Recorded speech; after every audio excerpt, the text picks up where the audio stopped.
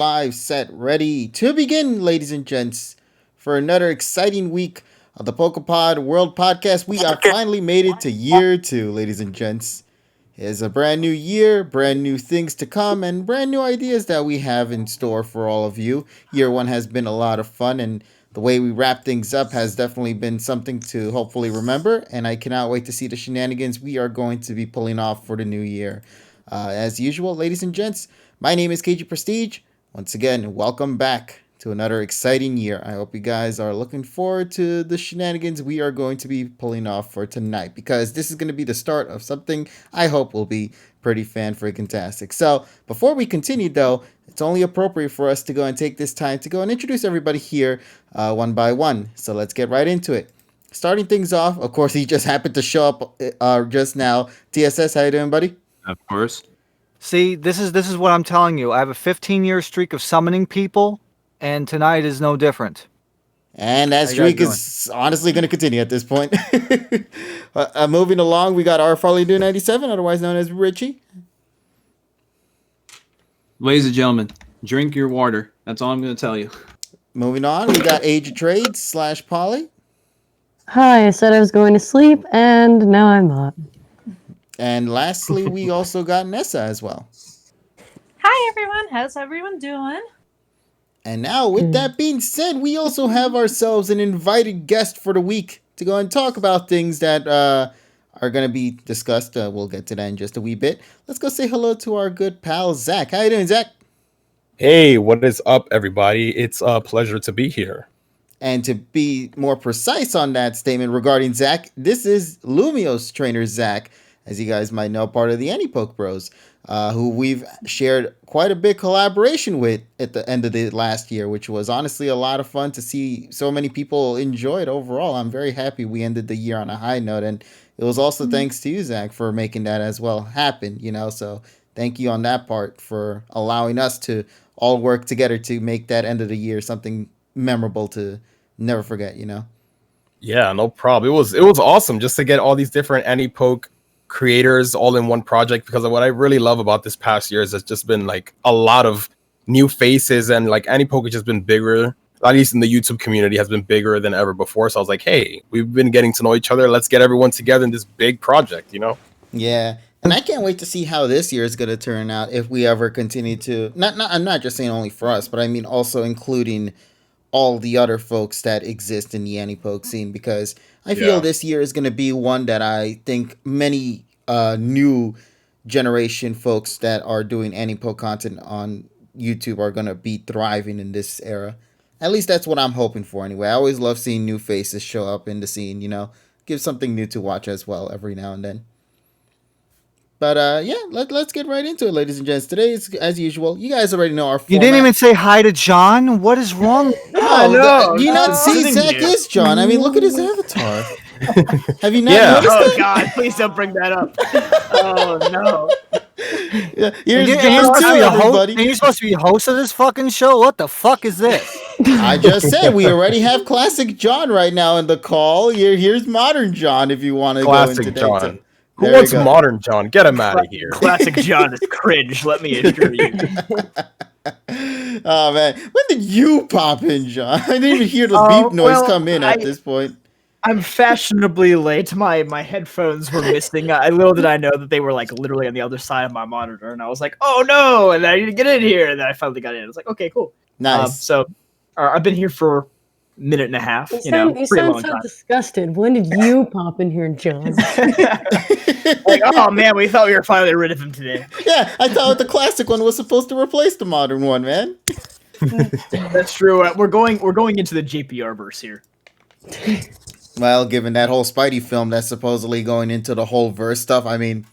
That's right. Get my boy Tom Holland in here right now. I emailed him with the Discord link, but he hasn't responded yet, so he'll be here in a few minutes. He's too busy filming, shooting the movie. God, man. When will he ever give us time to go and talk with him? I have to catch up to watching those Spider-Man movies. I had never seen any of the one for Tom Holland in it yet. So, like, So that's something I gotta catch up sometime, hopefully this year. If this whole Spideyverse thing that they're kind of going with for this year, or for this upcoming film, I should say, is actually a reality, I have to watch those amazing Spider-Man films. I mean, like that one with Andrew Garfield, I think was the actor's name. You've never seen them? No, I have not. Wow. No, I didn't see the Andrew Garfield. Not surprised. Not surprised. I mean, it's one of those that just understandable. kind of flew by. Nobody really talks much about it. And it was only really ever brought back up again the moment Tom Holland showed up for the Marvel stuff. Yeah, But even then, that wasn't even like tied to this Marvel Cinematic Universe, you know? That was its own I thing. think you would like Andrew Garfield. I liked him as a Spider-Man personally. I thought he was pretty neat. I would even say the first Amazing Spider-Man was a pretty good movie, but the second one is the one where it just kind of came off the rails a bit. It was like a 2.5-hour trailer for movies that never happened. So, so it was basically one of those things where it's like they introduced too much and they never really paid off at the end of it all. Yeah. It got canceled. Like, okay, they were literally trying to get make canceled their halfway own, into the film. Yeah, they were literally trying to make their own like Spider-Verse, basically, but like with one Spider-Man. They were trying to just like set up so many different movies, and it was like, what is going on here? Let me just... Well, that makes sense. I was like, yeah, because I was like afterwards. Then it's like they quickly kind of dropped it, and then we get the Tom Holland after like 2015, 16. So it's like it was just so fast. Yeah, and it's weird because like that Sony universe is like still like pseudo continuing. Like we got Venom a year or two ago, and like that's in the Sony universe, but they're being really vague with it. They're like, oh, maybe this will be MCU, maybe it won't be. Who knows? Yeah, I know. I need to watch Venom too. Tyrone knows. He's here to tell us about it. Well, Yes, yeah, I'm here to tell everyone about it. Yes, all the rumors are true about that thing John said. Ladies and So you're not gonna follow up on it at all? I was so like beating sweat going with a follow up so I could say more bullshit. Hey, here, go I just for a figured- ride, buddy. See what you could come up I just with. figured Tyrone and I were like on that same spiritual plane, you know, like he could continue my thought pretty seamlessly. But The rumors are true. They are Tyrone tortured. came into this call like a deaf and blind person trying to drive. I'm sorry, like whenever I hear John, like I unfortunately connect him with the move Flare Blitz now because of his damn Pokemon Battle Evolutions review. Torch with boy. Flare Blitz. Torch by Flare Blitz. Right. And now Michael Keaton is out here trending on Twitter for being Batman. Like, is the next couple of years just going to be like a resurgence for the 90s kids? We have Tobey Maguire man. coming back and Hayden Christensen. If Michael Keaton, because the big thing about Michael Keaton is that they're saying he might be playing not the original Batman, but like Batman Beyond Bruce, you know. And if that's the case, I'm all down for it. The only question remains as if that's to be true, then who's going to be the other actor that's going to play the new Batman, you know? I'm curious about that. There's so much potential. I thought it was the Robert dude, no? Yeah, I feel like that would have made more sense if they made Robert Pattinson like the new one.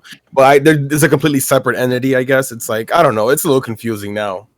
Well, whatever. I'm still going to watch him. Of Batman. I don't know Typical what to Sony. follow up with now.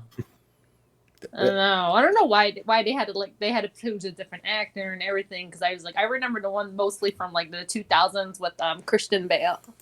That was the Batman I remember the most. For me, how about fucking Val Kilmer? I mean, Val Kilmer, Michael shit, yes. Keaton, that's the shit. Mm-hmm.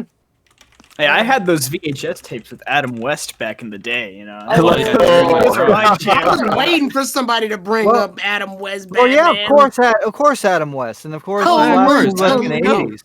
Holy Toledo's Robin, the Joker's at it again. Oh, it's classic. I think the funniest thing to come out of that was Catman from Fairly Odd Parents, where, Yeah. where he grabs Timmy Turner and he's like, "I'll see you in a week," and then he just passes by him on the street. Hey, and he's Timmy, like, see you 4 in days 5 later, days. Hey, I'll see you in 3 days. Hold on a second. Is this true? Apparently, the Courage Cowardly Dog x Scooby Doo crossover is happening. This is Wait, what what? Chat's Excuse saying. me? What in the They've world? been hinting at that since. Well, I mean, to be fair, I mean, you consider how many entities are in freaking HBO Max now. It's not December 16th, 2019 was the first time this was ever talked about. I remember that, like, well, I remember way back in the day, though, that in Cartoon Network, they advertised Courage the Cowardly Dog alongside Scooby-Doo, because obviously they're both, you know, They're scared dogs dealing with scary shit. I got When they you. did those bumpers where like the cartoon characters would interact with each other from different shows. Oh, Yeah, and they That would have was a awesome. Scooby-Doo Courage the I would Cowardly put the Dog for Zac, too. There Scare-a-thon. you go. So like whoever was the most scared dog would win or whatever. And Courage won by like a fucking landslide because Courage, like Scooby-Doo, like he would always just jump on Shaggy's arms when he was scared. Courage would turn into like liquid and shit. Yeah, he just melt in front of you. I love that show. Encourage. Yeah, and also if you have HBO Max, they've added a lot of the Cartoon Network stuff that many fans love, like Ed and Eddie, Courage, as we just talked about, Kids Next Door. So if you ever want to go into a binge watch of this sort Don't of thing, forget Operation Zero, the movie. oh man, Yeah. listen, I'm still Oh, waiting that for was that awesome. Galactic Kids Next Door thing that they've been like talking about for YouTube so had it a long. little bit, yeah. It Yeah, they hurts did. that it's I never thought that gonna was happen. fake. Oh No, man, that was real. it was real. Yeah, it's real.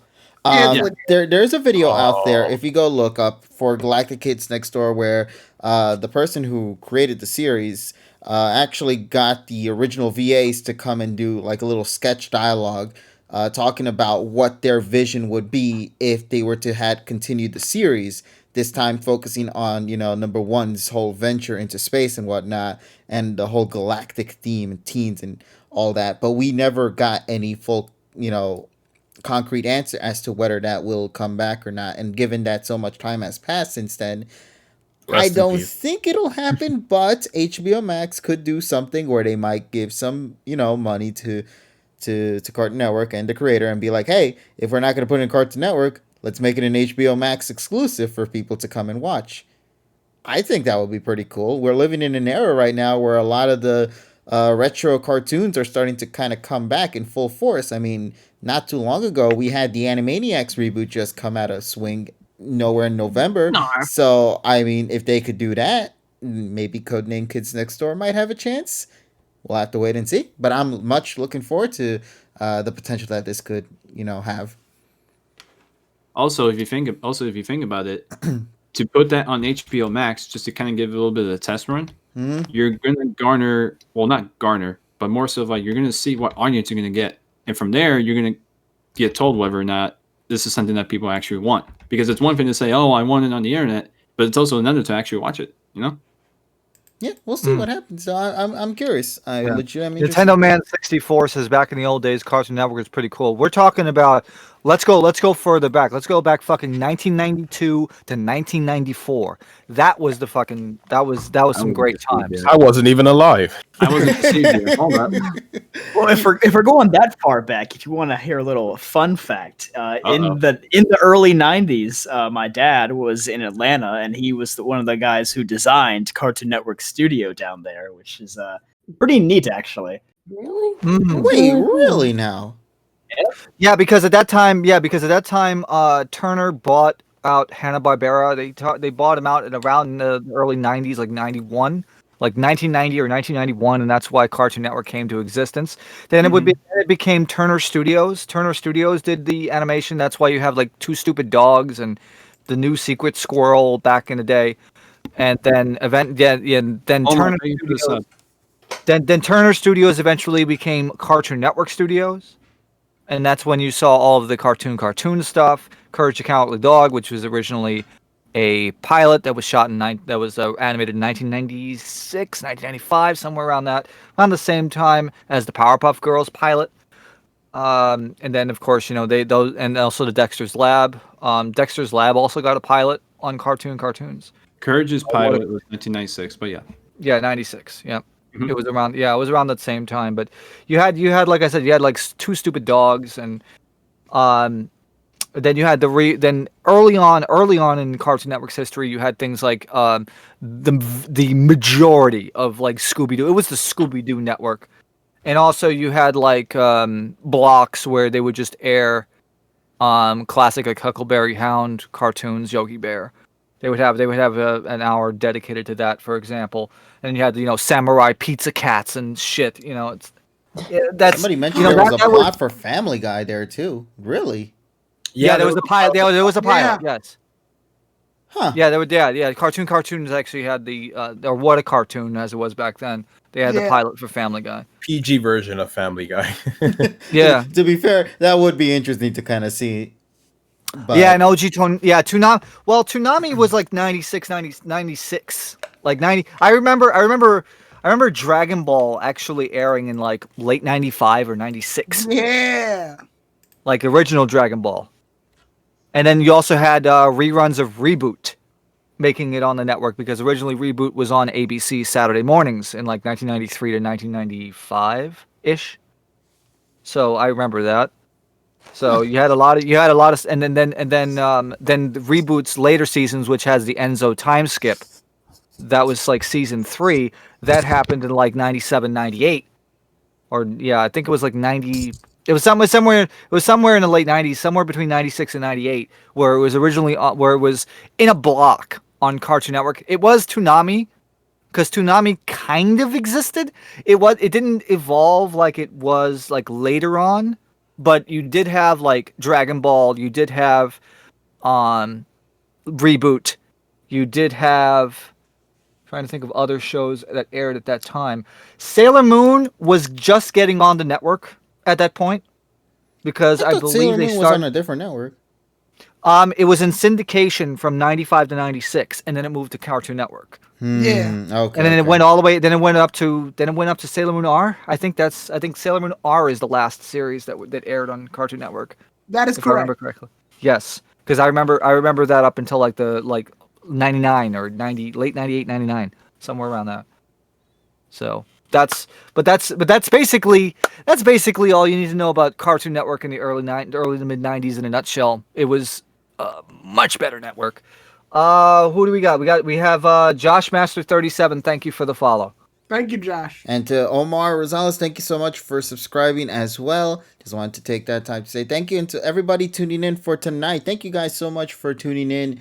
And continue to look forward to more random shenanigans for tonight. We have a nice... Nina the Gay put in Ligma. I haven't heard anyone mention Ligma in so long. What's Ligma? Yep. Disease defeat COVID. Yep. That. Yeah, let's go with that. Now, Yeah, and then let me and one more thing before we get to the whole grooming Zac and shit. Cartoon Network, in my opinion, fucked up the Pokemon airing in the latter tenure of their of its broadcast series. Sure. Oh man, because- I loved waking up at 6 a.m. in the morning to catch the latest episode of Pokemon XY. Because here's the thing, you know when CN got the license in early 2007 with DP. Actually, yeah, it was exactly that because the BF. Sorry, no, it was BF in late 2006, and then early 2007 was Cartoon Network for DP. They originally, when they had it, they also had the airing rights from Kanto all the way up to Johto, although it was the stupid TPCI numbers which stopped at like episode 260 or something around that. It's like 263 or whatever. It was like 12 or 13 episodes before the actual Johto finale. So it's like, why the fuck do you count the advanced season as 12 episodes before the fucking series began? Like, what logic is that? That was the most enjoyable part of the Also, series. what was weird about the Boomerang re-airings is that their airings were weird because they actually aired, I think, episode like Problem with Paris, like 5 episodes that, and then they go to episode 1. It's like, where the fuck does that fit? Mm-hmm. Like, I was about to mention the Boomerang airings. Like, I remember they would air like maybe 1 to 2 episodes every day, and that was how I watched like all of Johto. And then got to the end, and I didn't actually get to see the end of Johto. It would loop back to like like you said, Problem with Paris or like somewhere mid Kanto, and it was like, and then it goes back to episode 1. I actually have a record of that on my TiVo. I'll actually look at that and I'll tell you guys like next week. Because it was a very weird rotation that they did. And then somewhere in the late BW era, that's when they completely fucked up on the timings. Because originally they would air like I remember capping like Galactic Battle back in like 09, where you had it at like, it was like 8:30, 9 o'clock in the morning, and it was okay, 8 to 9:30 in the morning is fine, but then they start doing like 7, 6. Who the fuck is gonna get up on? I mean, in 1995, you would get up at 6 in the morning to watch cartoons, but this would be in the fucking mid 2000, like early 2010s, mid 2010s, right? Who the fuck is gonna get up at 6 o'clock in the morning on a Saturday, where we live in an era where we have online gaming where people stay up to fucking 5 o'clock in the morning anyway? Like, it makes no fucking sense. Like, no.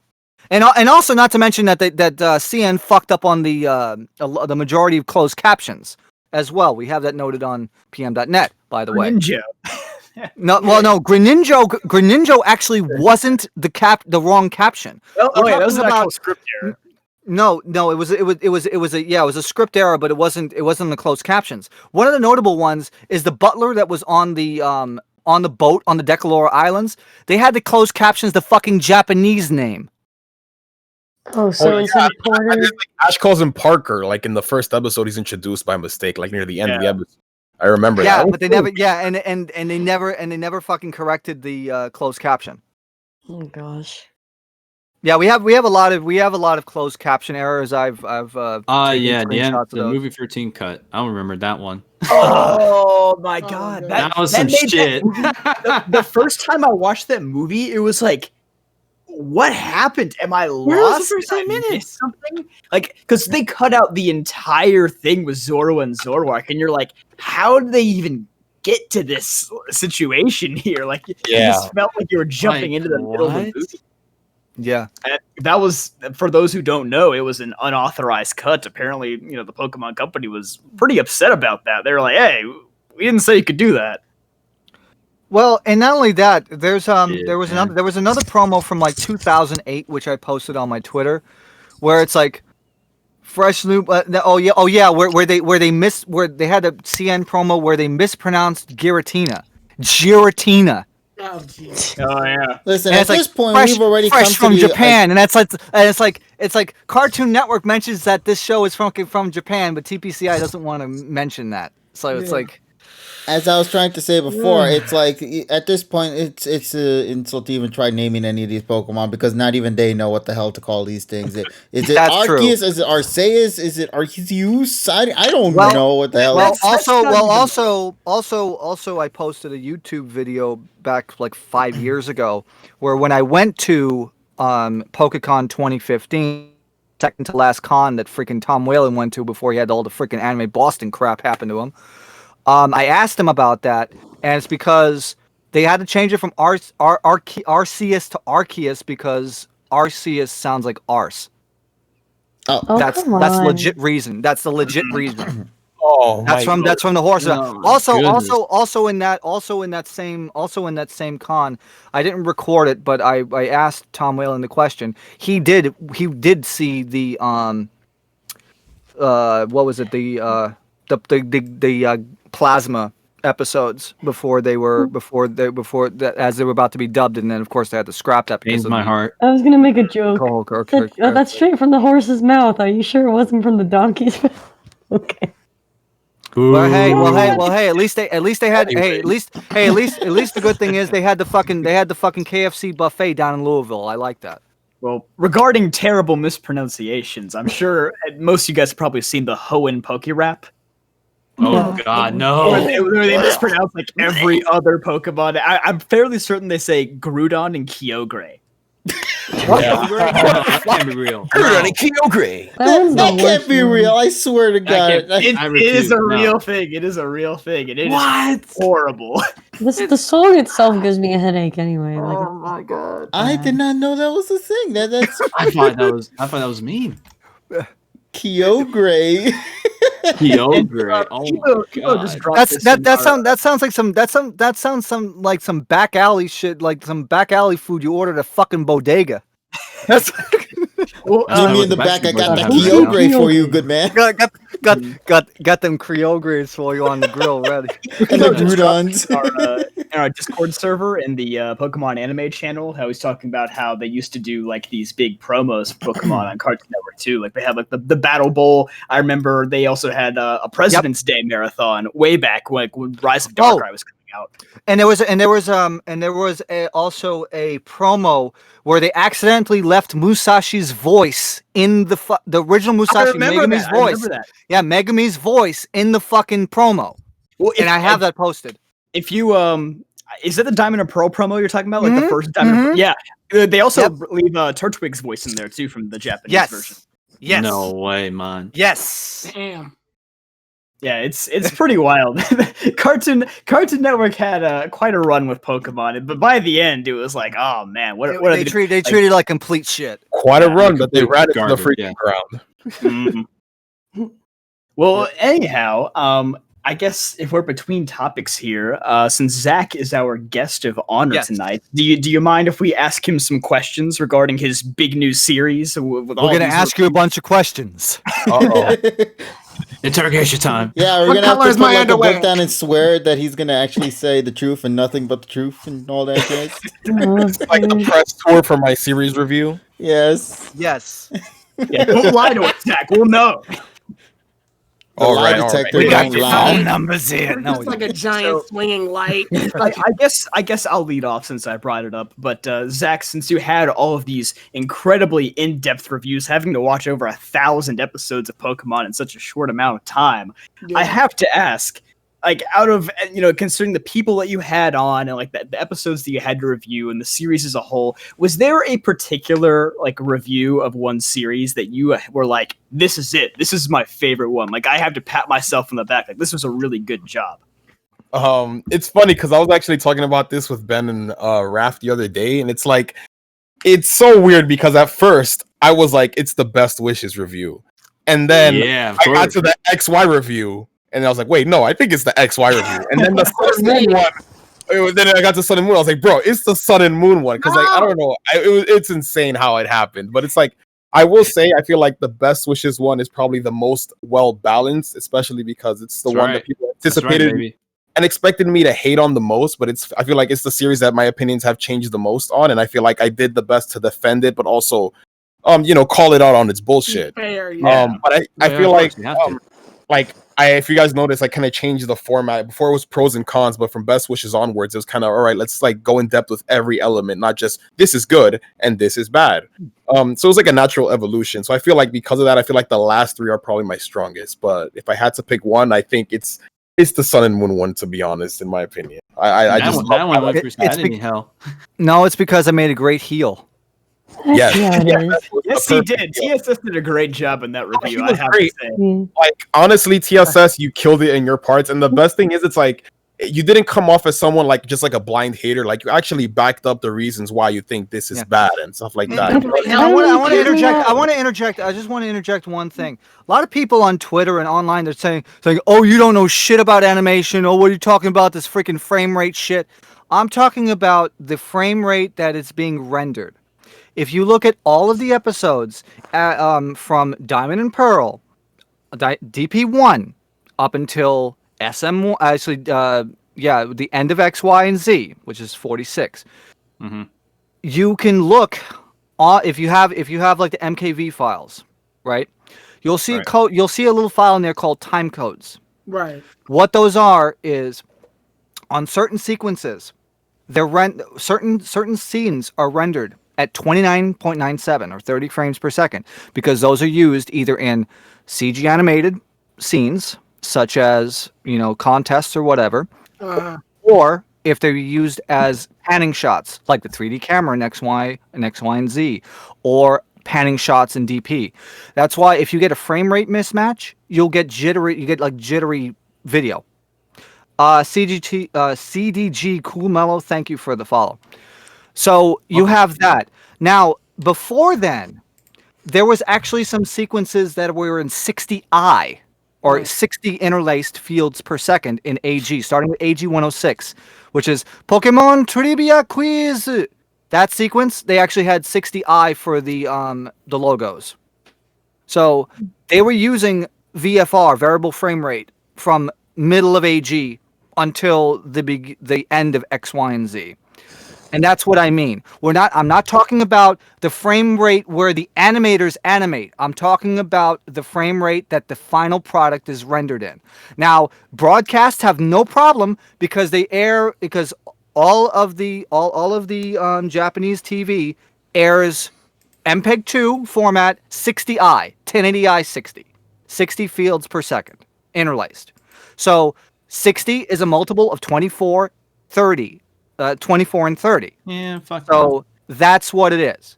So I'm not talking about the animation the frame by frame animations, including like the in between frames and crap. I'm talking about the actual rendering frame rate that's used to give to the broadcasters. Okay? Now that we have that all clear, can we just move on, please? No, frame rate good. You creeped me out a little bit because you weren't allowed to curse. Like it didn't sound like I didn't recognize you without all the F-bombs. Yeah, like he has a swear word every sentence. It felt so weird to hear like a cleaned version of him. TSS He had this written down. TSS is more than the fucking word fucking, you fucking fucks. Actually, I wanted to say this again for the people that haven't seen it. I only had to make one concession in this review, and I had to call the Pokemon by the English names.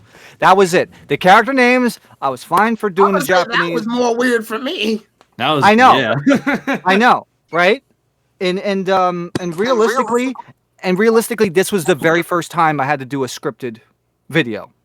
Sure didn't Like, feel like one, buddy. Wow. I know it what a doesn't. liar this guy is. Dude, he came out so great. Go back. Like, honestly. My podcast on the Bulbacast from like 2005 wants to say hello to you. I don't 2005 to 2007, by the way. OG. Well, Zach, I will definitely say that I had to admire the Best Wishes review because you were really having to kind of override this whole stigma against the series. Like everyone just remembers it as the bad one, and you had to kind of dig in there and say, actually, there was some good here. And I was like, this is a very interesting approach, and I really appreciated some of the points that you brought to that one. So that was my personal favorite, and I'm glad to see that you thought the same. So I'll pass it off to anyone else. Does anyone else want to ask Zach a question about his stuff? I just want to say you couldn't have chosen the best people for that one. I believe everybody with the exception of Terrell right now is here from one of the reviews. Damn it, Terrell. Which is funny that because this wasn't something that was like originally planned at first, but as time passed on, it pretty much came to that point where we noticed, oh shoot, in almost every session, everyone that is a part of the PokePod is in every week. Yeah. Starting with John, then me, then Polly, then Terrell, followed up with Tyrone, and lastly TSS. It just all worked out perfectly. Like the story behind that is basically, I knew I was gonna have John for the original series. I knew KG that I was gonna have you for AG because I remember even before like we got to know each other in the server, Ben had told me that you're a fan of AG. I knew that for Best Wishes I wanted to have Terrell. I knew for XY I wanted to have Tyrone, and then I had actually originally Pokedan for Diamond and Pearl, but then he quit YouTube, so I was like, I have to find someone else who would best fit. And then like once I got to know Polly, I know she's a huge Brock stan and she loves a lot of things from Diamond and Pearl. I was like, let me get Polly in. And then when it came to TSS, originally it was just Ben and Trey, but then I realized we have like two really big Sun and Moon stands. I feel like I need someone who can help balance it out. And with talking and getting to know TSS, I realized, oh wait, I learned that he hates Sun and Moon. I was like, to balance them out. And then all of a sudden I was like, wait, and again, as I mentioned in the fucking video, I said I had to fucking witness Miltachu in person twice. Once in a freaking preview for Oha Star in a freaking capsule hotel, and then live in a regular hotel.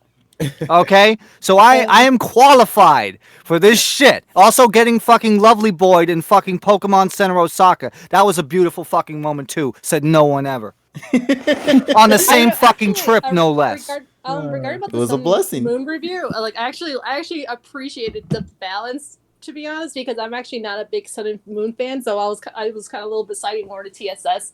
I originally stopped watching Sun and Moon. Actually, I only watched the first season, and I just completely flat out did not watch second until I think maybe when the Pokemon League came out. That's when I started rewatching Sun and Moon, but I completely skipped out quite a lot because I was frustrated with the series, and I'm just like, and then no one else around my circle was watching at the time. So so I really appreciate it. So, and Zach, I'm sorry I'm late into this, but thank you for all the reviews. Like I enjoyed every single one of them. I try to watch in the premiere whenever I can, and I deeply appreciate like the pros and cons that you did for each series, which I really liked, and especially the Best Wishes I think was one of my favorites, that you guys went to a different approach. Instead of like looking at the negative, you're looking like the positives, which it got me on like, oh man, I was like, yeah, that's how I felt when I watched the series. And then I know it had its good and bads, but I really appreciate it. And so I wanted to say that personally to you, Zach, and then everyone else out here as well. You're welcome. I'm just glad I was able to talk about X and Y again. How hard was it? I just have to ask Zach, how hard was it to try to get this man to talk about one con about this show? Because even in the script, it looked like he was hesitant as even talking about it. Con.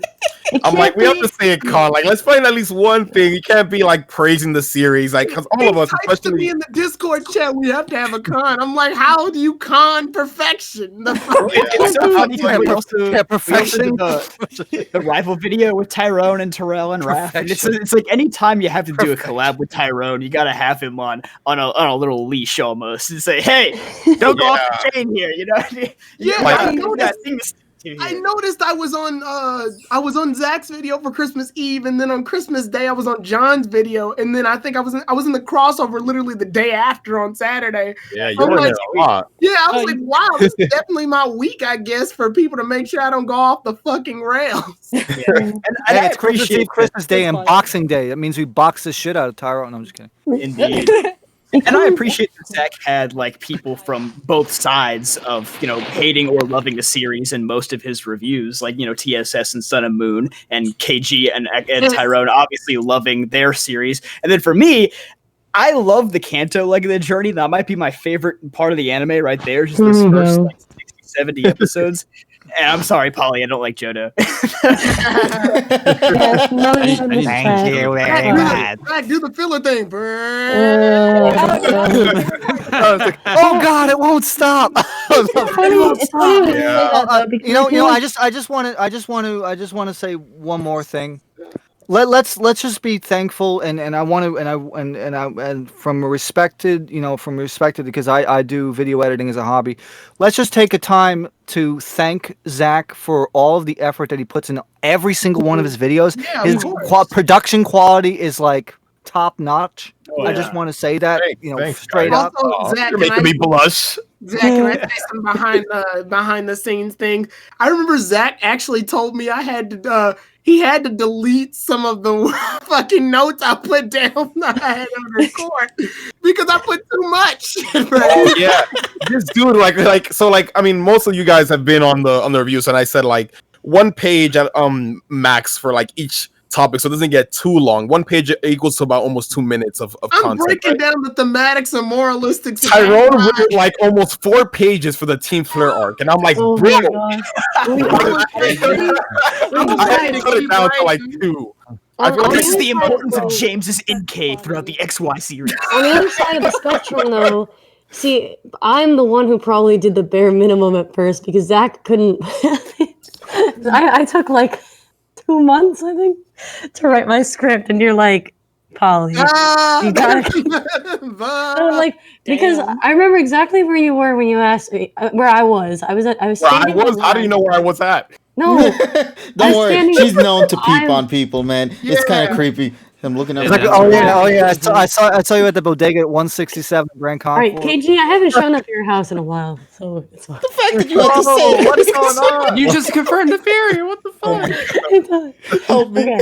I remember exactly where I was. I was standing in line at a Kohl's. It was a very mundane day, just online just shopping with my mom, and I got the message. I was like, oh my gosh. The Lumiose Trainer Zac is asking me. I'm not even an anti-poke tuber, and for those who don't know, I haven't seen all the Diamond and Pearl series, so I was like, shit. She told me to do this. Oh my god! Like you literally had to rewatch the Riolu episode and the Hippopotas episode to talk about. Yeah. I actually watched them because you've never seen them before. How does no one ever see the Riolu special? Excuse me? For real. And I call myself somewhat of a DP stan. No, but I I'm really gonna confiscate that badge real quick. Hold on, let me just. Hey. Well, I remember Well, Zach messaged me like in the beginning of March, I think it was, and I was like, "Oh, cool. When are we doing this week?" And he was like, "Oh no, this is like for December." And I was like, "Oh, okay, way better. December. I don't need to hurry on this." Nah, but I will say something this I've had though. planned all year long. I do Um, have a question for Zach though. Before you guys, I'm not sure someone asked. I'm sorry. I apologize. I left for a bit, but like, what gave you the idea to do that whole entire pod series from watching beginning to the current series and do this whole huge collaboration? Okay, so basically, I've had an idea to like review because I've been doing league reviews and stuff. Obviously, that's what how I got my start. And then I was like, it would be really cool to kind of do a review for every series. And I remember this was even before the Anti-Poke Bros were even formed, when like me and Ben would just DM each other on Twitter, and I was like, hey man, I have a plan next year to review every single like Pokemon anime series. So I'm gonna do a rewatch, and this was in 2018, mind you. And then all of a sudden, I remember, I forgot what it was. April 1st is the anniversary of the anime. And I was like, you know what? Fuck it. I'm gonna start doing a rewatch. And I was like, you know what? This is like an idea I've had in the back of my head for a long time. Let me get it started. Let's do it now since I'm doing a rewatch. Because I wanted to do a rewatch mostly to refresh myself in the anime stuff for like when it comes to videos, right?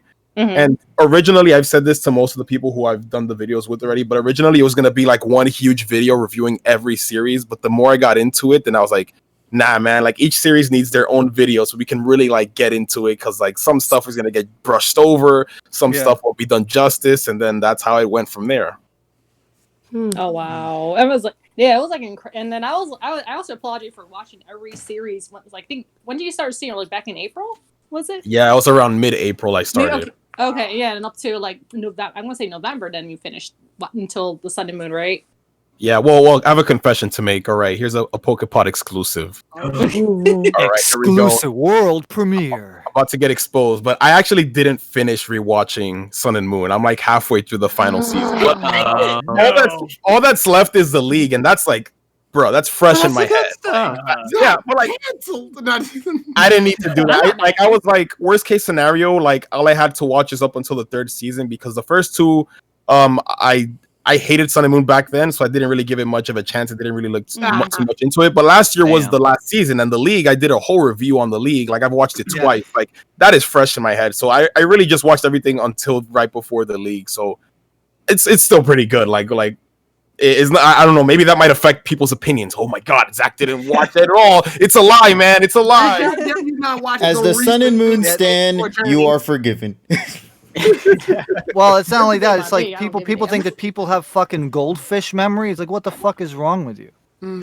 Well, it's quite commendable just to do all of those episodes. I remember. Yeah, but it just ended. I mean, come on. I mean, I just rewatched like all the Pokemon movies in a row, and at the end of that, I was like, I never want to watch any of these ever again. Oh my god! The fact that you were able to do all these episodes, like that, I had to to me is movie 7 again because of that damn review. But we we had to watch all the movies for Terrell's review, so I remember like a lot of them, but some of them I'm just like, I hope I never have to watch this again. 8-minute fucking lovely boy with Plusle and Minen. Never fucking again. I hate it. There's like so many Pokemon movies I do not like. So it's like, I still don't know why we did the fucking Mirage special. I was against the idea.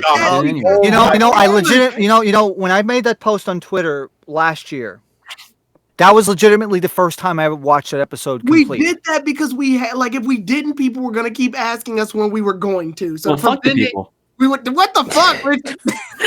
Hold on. We had to do it. That special was shit. Yeah, we had to do it to get it out the way. I feel like it was whatever. Fortunately, it was a necessary evil. I actually included that as part of my rewatch because Good. I begged us. Yeah. I begged us so hard to try to find the original Mirage.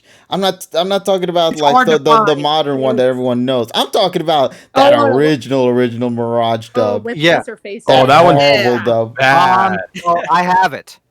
Yeah, Wait, we need to watch that then. I thought it was buried in Mexico with the ET fucking. No, it was actually. You know what the funny thing is? It was actually capped by the scene. You know, the scene people. They actually did do that. They actually capped it off of Kids WB when it originally aired. Oh. That's the original dub. The one with Casey Rogers. Oh my Yeah, god. and then the one with Sarah. Then the one with Sarah is the one on the DVD. You know, it tells you that this fucking special is so bad that not even TV Tokyo wanted to air it. It was on TV. I have the promo of that. It was on TV Tokyo's website, and it was freaking. It was promoted at like DP5 or 6, and it was only going to be on the Anipoke TV Tokyo site for 1 week, and it was a fucking 170 megabyte WMV9 file, and that was it. That was all, and it did not air in any capacity until Kid Station re-aired it in 2013.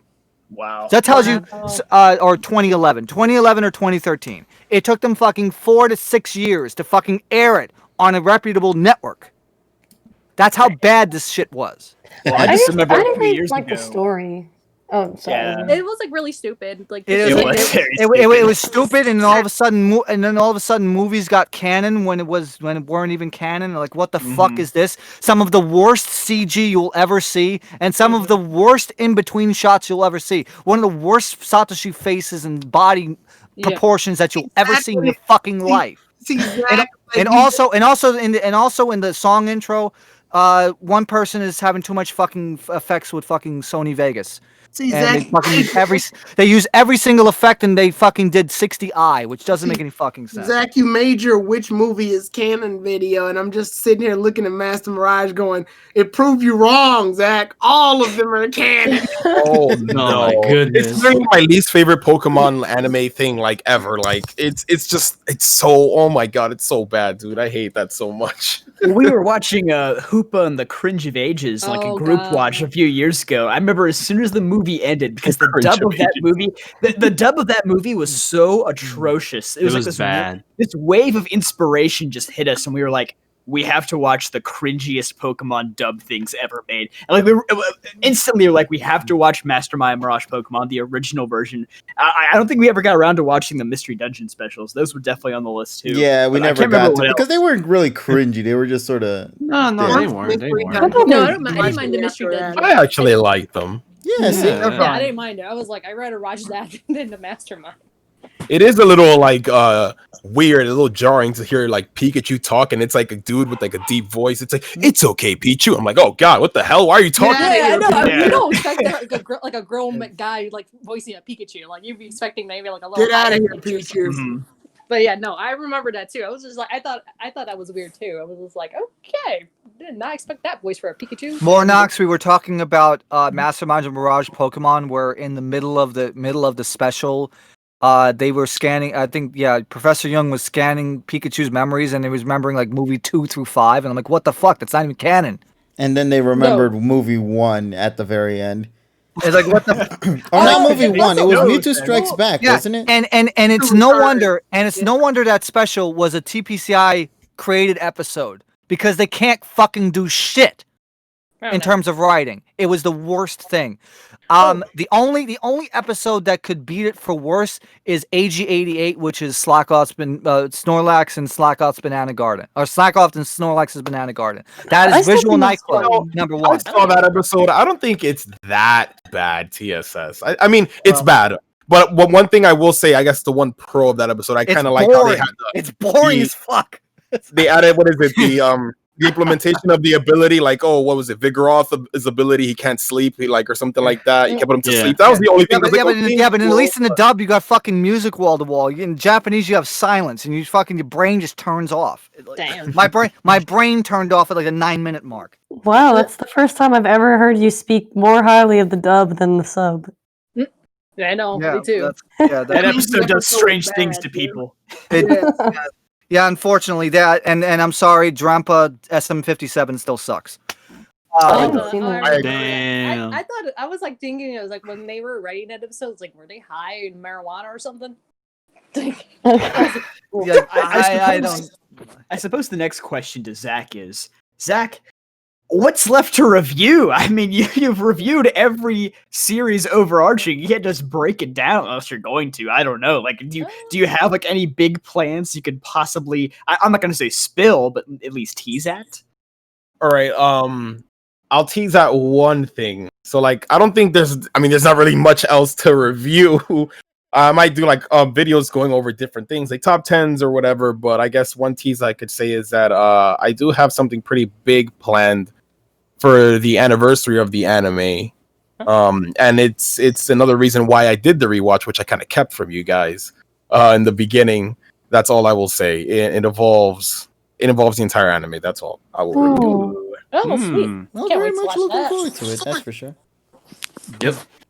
But yeah, once again, congratulations, man, to binge through 1,000+ episodes just to get to this point, man.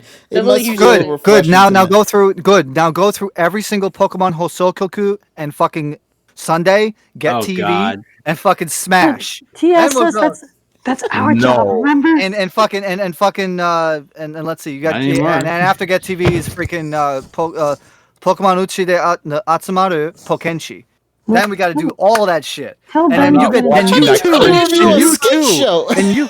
then you too can go and have fun things like fucking Kaba-chan in the car and fucking Kimori getting rejected in fucking Central Park by a woman or fucking on 57th Street while going on his way to fucking the Yankee fucking shop and fucking Nintendo New York. Or actually, it was the Pokemon Center back then.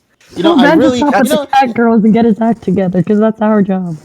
hearing him just talk right now with this, I really wanted to see his original script. Prior to what you gave me, man. But I also noticed like just He didn't do all the Mega Evolution specials. Cancel them. Not just kidding. No, I was actually gonna bring that up. I noticed that the specials, especially We talk about them in XY. Yeah. yeah, but I it's fine Yeah. though. I think it's like a little thing that ultimately played off anyway in the anime with Olan's story, so that's perfectly fine. But yeah, so I'm very much looking forward to your plans to see what you got in store for the new year. It Yeah. looks to be very exciting, and hopefully everybody here who's watching the pod, as well as to those who follow Zach on his YouTube channel, which is Lumiose Trainer Zac. If you haven't yet to follow him, please make sure to do so. Check out his content. It is great. It features a One majority thing- of us on some of their anime reviews of the series if you'd love to watch it. So please do that. But yeah, once again, looking One forward to thing it. I'm glad at Zach for not doing, he doesn't do those things where it's like, where something happens very briefly and he's like, oh well, this happened and in a preview, so does this mean this and this, and then it gets all these people hyping. He's in the thumbnail, he's got like, because I know Oh, you mean like with the red arrows Oh, pointing at that shit? yeah, The red arrow stuff, best wishes, future self, that You garbage. know how He doesn't do that. Do you remember how Ash apparently mentions like something his father told him or whatever? And Everyone is talking about that. It's Everyone- insane. I'm God. so glad Zach I have has seen the worst clickbait with that. Yes. Yeah, I'm glad he isn't one of those where he's making the. Yeah. And like, there's nothing wrong with speculating, but you have to have some weight behind the speculation where it's still in the realm of believability. Also, it's a movie. We got out here making It ain't even canon. making videos based on absolutely nothing. An AU movie where Satoshi just says 4 to 5 lines and Dogasu has already written it up. So I'm sorry, you have nothing. Like the sad thing is that a lot of these videos that came out are saying Ash's father is being revealed, but then you look at when these videos came out, they came out after the movie came out, so you could have done the slightest bit of research into like what Dogasu posted or anything like that, Oh, yeah. and figured out that he wasn't actually revealed. Right. No. Yeah, like literally, they just took that one like line. Like I forgot who tweeted it, but like a couple of tweets came out like, "Oh, Ash mentions his father. Holy shit, Ash's father's gonna be in the movie finally!" And it's like, bro, no, No, that was never gonna happen. Oh, yeah. Wait, Man, somebody and says like and a KG. question. And then people say that I'm on fucking substances. Here, somebody says, like, KG tweets that might not age so well with Grookey. Hey, why does everybody keep bringing up the Grookey, but never the Sobble and Farfetch thing that I called months before that shit actually happened? I told you guys that Ash was going to get the Farfetch and Go was going to get the Sobble. But and we're guess gonna get what? the water- That's done pulled off for me. But we're gonna get the water James Bond, and I'm happy about that. Oh, yeah, I can't wait. Listen, I might not like the stars, but Intellion's design in 2D in that anime's preview looks clean as hell. I'm going to say that. Yeah. But still, though, nonetheless, I hope that monkey don't be with Ash, please. Dear God. This be the region that he deserves no starters whatsoever in his team. Ash have any of the starters, but we know like Farfetch is gonna evolve into Surfetch, and he, because he's gotten all those battles under his belt. Can you play the clip of him battling all those? Oh, never mind. All those battles in that one episode it's gonna get where it's gonna evolve. I'm being told we don't have any clips of Farfetch battling anybody. I can count on one To fucking be hand, fair, too. in Sword and Shield, you don't even have to defeat a Pokemon for Farfetch to evolve. Yeah, you need 3 criticals. No So they're critical hits. definitely following up with the games. Hold I on, guess. guys. Three I actually got crits. some clips right now to show off of the montage we got for Farfetch. And that's it. Whoa. That's my favorite Wait a clip, minute. bro. All we have to do, I know, right? Play Oh, the, yeah. play the music. Yeah, I think literally the opening is the only clip of Farfetch fighting. Also, the entire that show. opening is a goddamn lie. I It's a never lie. saw Riolu and goddamn Farfetch train with You each would have been other. better off showing. Wow. You would have been better off showing Riolu and Reboot training with each other. And even then, those two never trained with each other. Yeah, they never trained. They both just evolved. Yeah, that's my biggest complaint so far with Journeys, man. I just feel like you have so much on the table to offer. I hope it pays off eventually. We didn't even mention that. One of the big things that Journey needs to work on is the Pokemon themselves. Mhm. No, I kind of thought it was out of place though, like the Cinderace and Lucario all of a sudden, because I was like they weren't even acknowledge each other much when it was a Relu and then Reboot. So I'm like, Now they're So best buddies. Now they're an epic duo for the anime. Yeah. They're the mascots, even though they barely interacted before. Question, and Zach, you may be able to look into this, considering that you literally watched every series and you reviewed all of them recently. Do you feel that Pokemon does better when they focus on each Pokemon individually and give us a few episodes with those Pokemon when they're newly caught, like X and Y did, or AG did? Or do you feel like Ash needs to go rapid fire and catch a bunch of Pokemon like he did in OG and Best Wishes? I mean, I feel like if they go rapid fire, you get into that weird thing. That's one of the cons about Ash's teams that we mentioned in the Black and White and original series review is that Ash catches a lot of Pokemon, but then he only really uses the starters. So it's like you have a bunch that it's like, all right, they're just there. You know what I mean? And I feel like Journeys is kind of doing that, except it's just Pikachu and Lucario. You know what I mean? I was saying this. I don't know if you guys mentioned this in the last pod where you did the Journeys review, but in my opinion, it feels like when it came to giving Ash Gengar and Lucario, those just seem like moments to just get attention, like internet breaking moments, just because they know people will be like, holy shit, Ash caught a Dragonite, let's watch this anime, and that's it.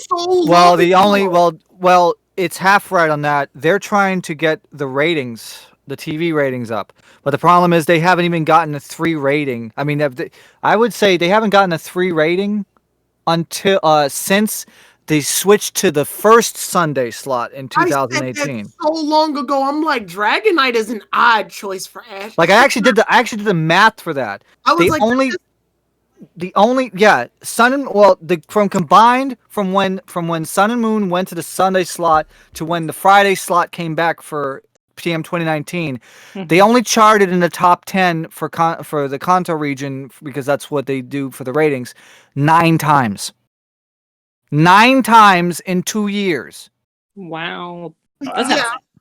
I'm just like, yeah, everybody else is like, oh, he caught Dragonite. I'm like, that's cool, I guess, but that doesn't seem like an Ash Pokemon to me. And then they were like, oh, he got Gengar. I'm like, again, it doesn't feel right. I know. you getting Dragonite? Now to give credit, Love my Gengar. to give credit, Dragonite has been getting more screen time as of late, but it's like, what about that huge chunk of 20 episodes after Ash caught it? Just didn't do anything. If that's the case, save the captures until after you do the Riolu stuff, not just catch him and then give focus to someone that comes later. It just Yeah. seems so weird. You know how pissed Like, people would have been if Ash's first capture was Riolu and that shit took 25 episodes? True. to even use it. Yeah, Oh to my not God. even use it until episode 40 Oh. something. People would be super mad. Well, going back to what Tyrone said, I'm definitely in the unpopular opinion that I actually like it when Ash just kind of goes crazy and catches a bunch of Pokemon like he did in OG and in Best Wishes. I think the issue is that it just hasn't been done well yet, because like there's definitely always like, okay, you get 3 or 4 of them with good development, the rest of them just kind of rot by the wayside. And Yeah. but then again, Journeys is proving that you can do the same thing with only 4 or 5 Pokemon. Right. So When it I don't comes- think I actually- quantity matters I too think much. Best Wishes did a good job with him catching a lot of Pokemon, only in certain times where you didn't know what his team was going to be. Polly. Yeah, I it adds actually some thought- unpredictability to it. Go ahead, Polly. AG and DP probably are my 2 favorite teams because, especially DP, because a lot of not only Ash's team but Brock and Dawn's were outside of their Pokeballs the whole time. So you got to see, even in filler episodes, you got to see their interactions with each other and the different friendships they created. Even if some of them suffered tortura. Mm-hmm. But I think they got a decent amount, maybe not the best, but a decent amount of screen time. But that's just my opinion. I think Diamond Pearl did it probably well, despite Infernape, being maybe like the ace. But you have to have an ace, I guess. No, but see, the thing about the ace, though, is that the ace came, like, really at the very end when it evolved into an Infernape. It had its arc leading up to becoming the ace. It had to And kick then the ace- it had to kick Turtwig out of the way for it. But Yeah. It seems like- and unique stories, anyways, because it was like first Paws and then Ashes, so it's kind of like 2 different training styles. Like Chimchar had to go through, and he kind of benefited most from Ash. So he's like, I think, like, to me, it's always been the most unique, and I don't think I ever done that much after that. Kind of like bouncing off of what KG said, like with the ace thing. Even though Ash has these ace Pokemon, they aren't really the ace, and they don't really get those big moments until after they're fully evolved. What I like about like every series is although Ash has like obviously the starter who's usually becomes the ace, they usually are well developed around the rest of the team. Like everyone gets time to shine, and then when it's fully evolved, that's when it gets time to shine the most, like Infernape, Greninja, Sceptile. But like Journeys is doing the thing, it's like from birth, Riolu is the one that gets the screen time, and no one gets to share the screen time with him. Yeah. Yeah, just from hatching as a little egg, and then suddenly it's the main star alongside like hell. Even in like the official poster for the series, it's not Lucario, Dragonite, Gengar, and the other Farfetch. No, it's just Lucario and Pikachu. The other, and I think this is the thing that hurt me the most. I think this was a tweet that Ben made recently, he had like a sad face on it, where it's like in rotation. And it states there, in Pokemon Journeys, the series, Ash keeps his active roster, aside from Pikachu, on standby at the Cerise Laboratory when he can pull upon them or call upon them when needed. That hurts. That shit hurts. Yeah. That's so disappointing because he has these big powerhouses that clearly could do so much, especially on the theming of the World Championships.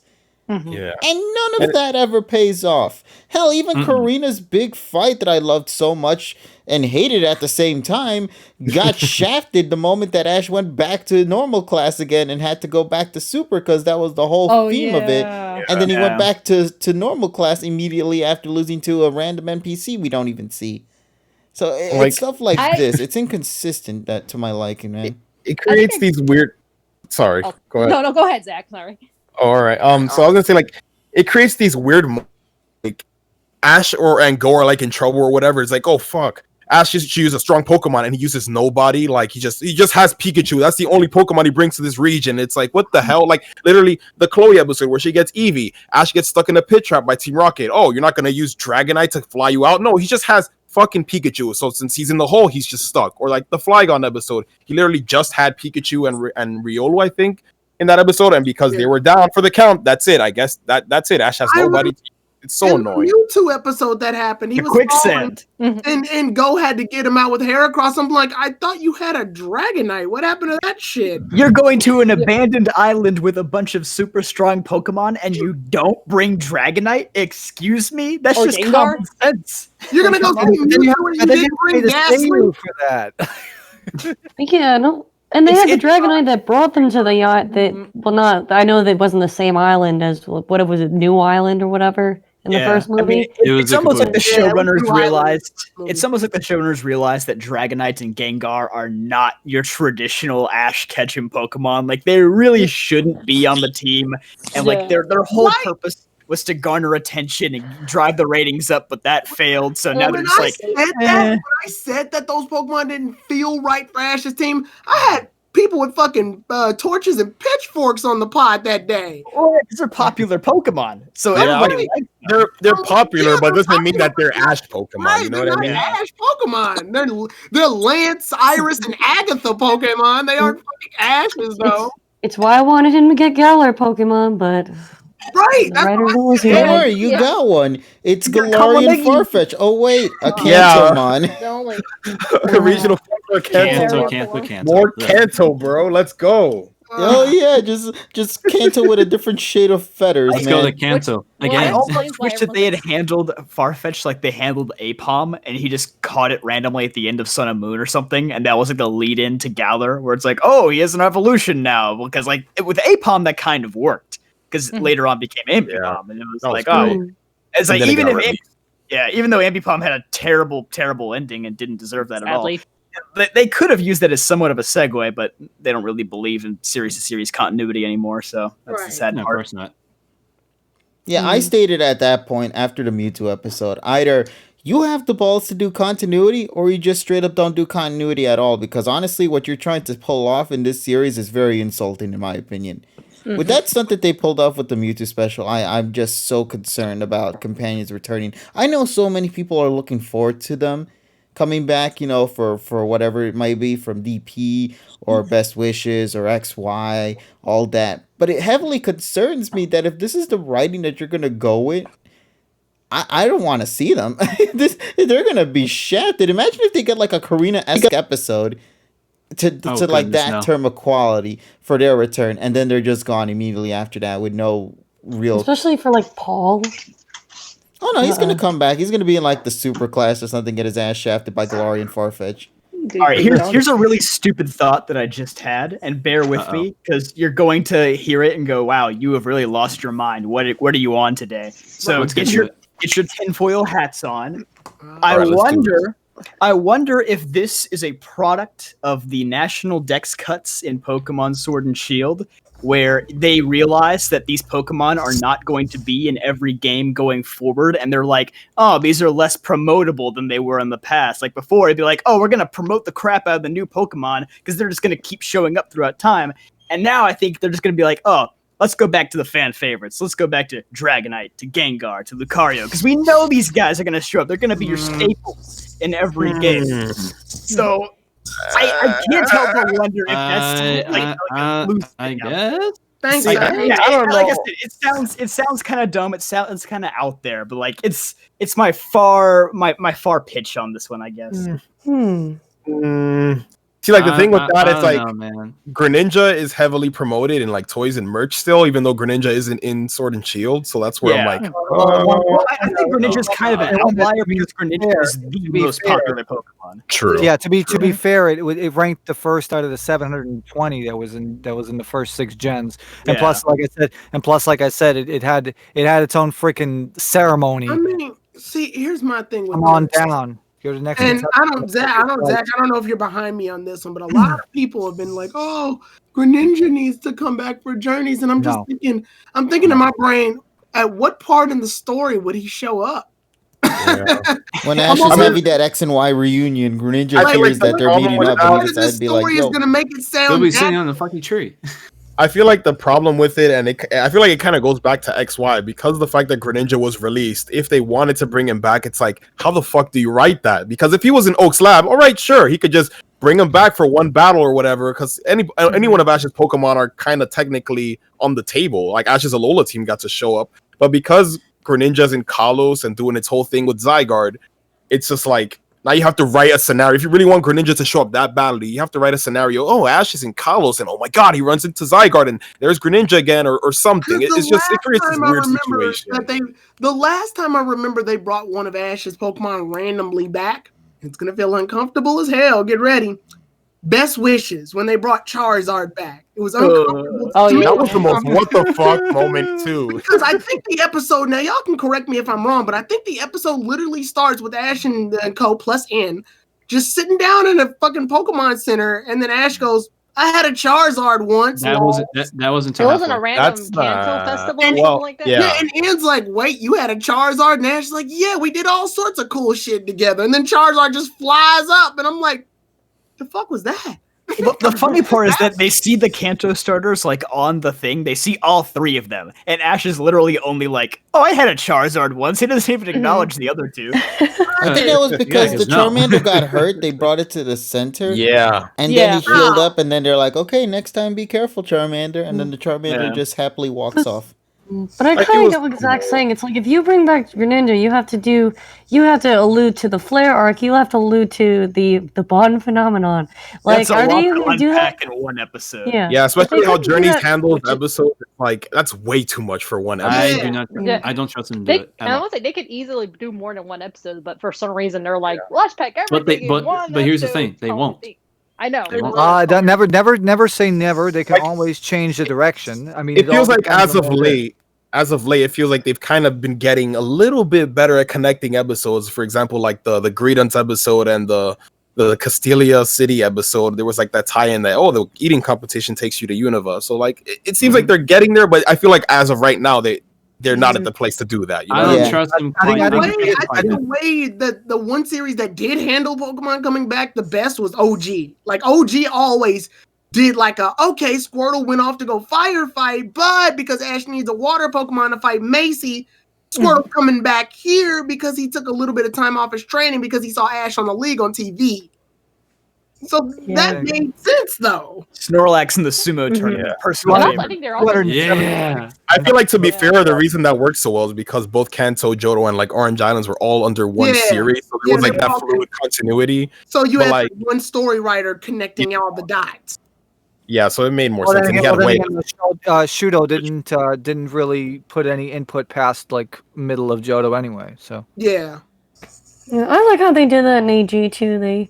For the Battle Frontier, they brought back the starters. Now, That was a from really my great only- episode. my only complaint about the Battle Frontier arc is that like the last 15 episodes, the animation was shit. Now I will say now for movies. Charizard looks like garbage in like AG 190, like AG 188 or some shit. Now for movies when Pokemon returns, obviously I'm counting the Charizard again. In movie 3, now that worked because we had already seen him leave. So when he magically came back, it was like, oh shit! That's Well, my that was boy. cool. But that's I the love only that time I've moment. ever felt that without context, there's a return that can work. Hmm. I'm still that waiting makes for sense, Ash's too. Pidgeot to return in the Darkrai movie. Oh. Where is it? God. Or Primate. What the hell happened to you? And No, I'm still but waiting that for is Core true. with In like one of the earlier trailers for the Darkrai John's film, waiting Ash for- was riding a John- Pidgeot. Yeah, what about the early trailer for movie 7 where you had freaking Deoxys versus Rayquaza? Where the John's fuck is waiting that? for- Yeah, John's never waiting happened. John's waiting for Primate to return. So. Yeah, KG is Oh, I best. missed I'm mine. still waiting for Lugia and Ho-Oh to show up in the Zoroark movie. When Oh did man, that happen? was Oh, fucking I was fire. so That was such a good battle. Oh wait. I was so disappointed. That's probably why I didn't watch all of movie 13 Yeah. because I was just bummed out. And then the X and Y film with the possessed Ash that never. Oh by the my way, the God. trailer does a Oh, better yeah. job of making him look So possessed than the good. He's so actual- much cooler in the trailer. Yeah. Yeah. Why did they And give him? I'm so mad It's by almost like that. they had two completely fucked different up. I movies. forgot about that.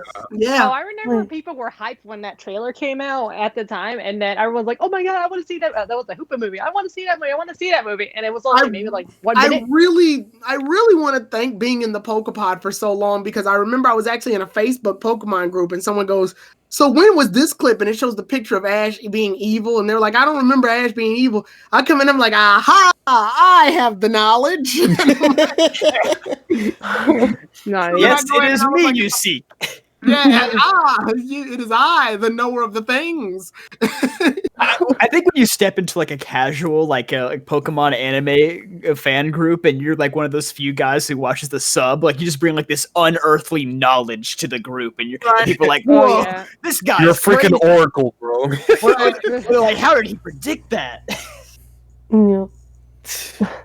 This used to Well, remind yeah. me like Well, back in the well, let's- back in like the old days when we had Game Boys and shit, where we always used to do the speculations and stuff. And I knew that one guy who had the Japanese copy of Gold Silver at the time before it even came out to the West. And that shit blew my mind away when they told me all about this. And then when I got the game myself and saw those said Pokemon, I was like, bro, what the fuck is he? Some kind of wizard, you know? It's shit like that you always appreciate, you know? That's how Game Freak staggered the games, and that's the way it went until X and Y. Yeah. And thankfully, I'm happy that they've improved on the release dates since then. Thank you very much, Subversion, for your wonderful things. SVN, that's the best shit. Actually, that was like the early version of GitHub, or one of the things. Actually, it was CVS, then SVN, and eventually other places like GitHub and other places existed.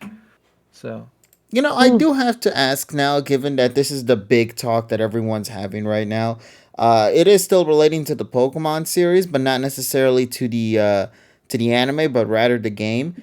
I've noticed a lot of people this year have begun pushing this whole DP-esque remake that's going on. No. And I have to ask you guys, and I guess we'll pass this one on to Zach first, and then of course everyone follows soon after. What is your thought on the fact that there might be a DP remake on the line if, say, this does actually happen? See, like on one hand, I mean, I wouldn't mind a DP remake just because, you know, Diamond and Pearl, great games, but just, you know, updated graphics. But at the same time, it's like, what if it's not as good? What if it's literally just copy and paste Diamond and Pearl? And that's another thing, actually, now that I just thought of. It's like, these people saying Diamond and Pearl remake, do you really want a Diamond and Pearl remake, or are you asking for a Platinum remake? Because those are two completely different things. You know what I mean?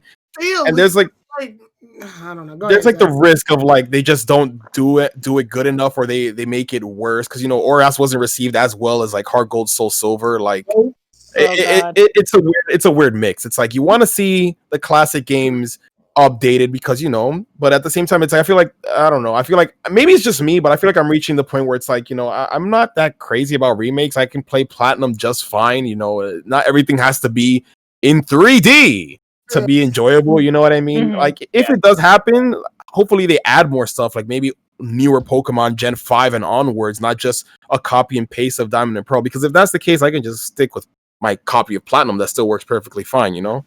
If they don't make it, then they're deviating away from it, and at that point, you should have just made a new game to begin with. A lot of people kept talking about the Oras remakes before they happened, like, oh, Gen 3. We finally got Gen 3 remakes. I didn't hear anything afterwards. Like, nobody was on Twitter going, oh, they really nailed that. No, it like the hype fizzled out after Oras came out. The hype plummeted, bro. Like, I think maybe half the people were like, oh yeah, this game is okay, and the other half were like, wow, that was really, really underwhelming. This was ass, bro. I remember they removed so many elements from the original game. Sorry, Battle Frontier's not here. I'm like, I'm sure glad I paid $40 for this bullshit. Yeah. I was disappointed on the Battle Frontier. I wanted Battle Frontier because that was one of my favorite parts in the game.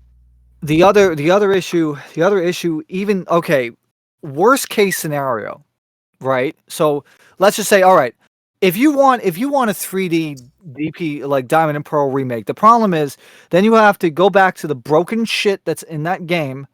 Like all right. The only thing I would say, the thing is, like, the Mount Cornet shit is broken as fuck because it's stupid.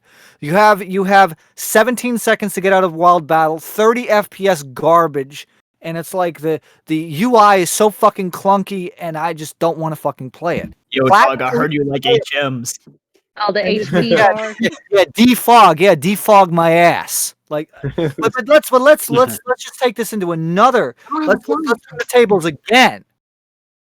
If there's this stupid Pokemon Master Collection that's supposed to happen, where it's like, how the hell? Okay, if you're gonna do something like that, where you're gonna have first like 5 gens available in one card, you better not fucking charge anywhere close to $50 or $60 for it, because if all you're doing is fucking going and porting games, and let's put this into perspective, DS games, right? Yeah, good luck trying to play it on a fucking TV because you're gonna need a fucking touchpad. If you did on the Wii U, like the Virtual Console, sure, but we're talking about a Switch where The capacitive touchscreen is only on the fucking console itself, and you can't use it while it's docked. So what the fuck is the point? And then the same people that I would argue the same thing for like Super Mario Collection, like the Super Mario 3D All Stars, right? 3 games for the full price, right? Even if they were to do 5 gens of games, right? Or even 6. Let's just say they're gonna go all in and do 6, right? Or something like that. And that would be really generous. They better not fucking charge more than fucking $40 for it, because nobody is going to pay for that shit.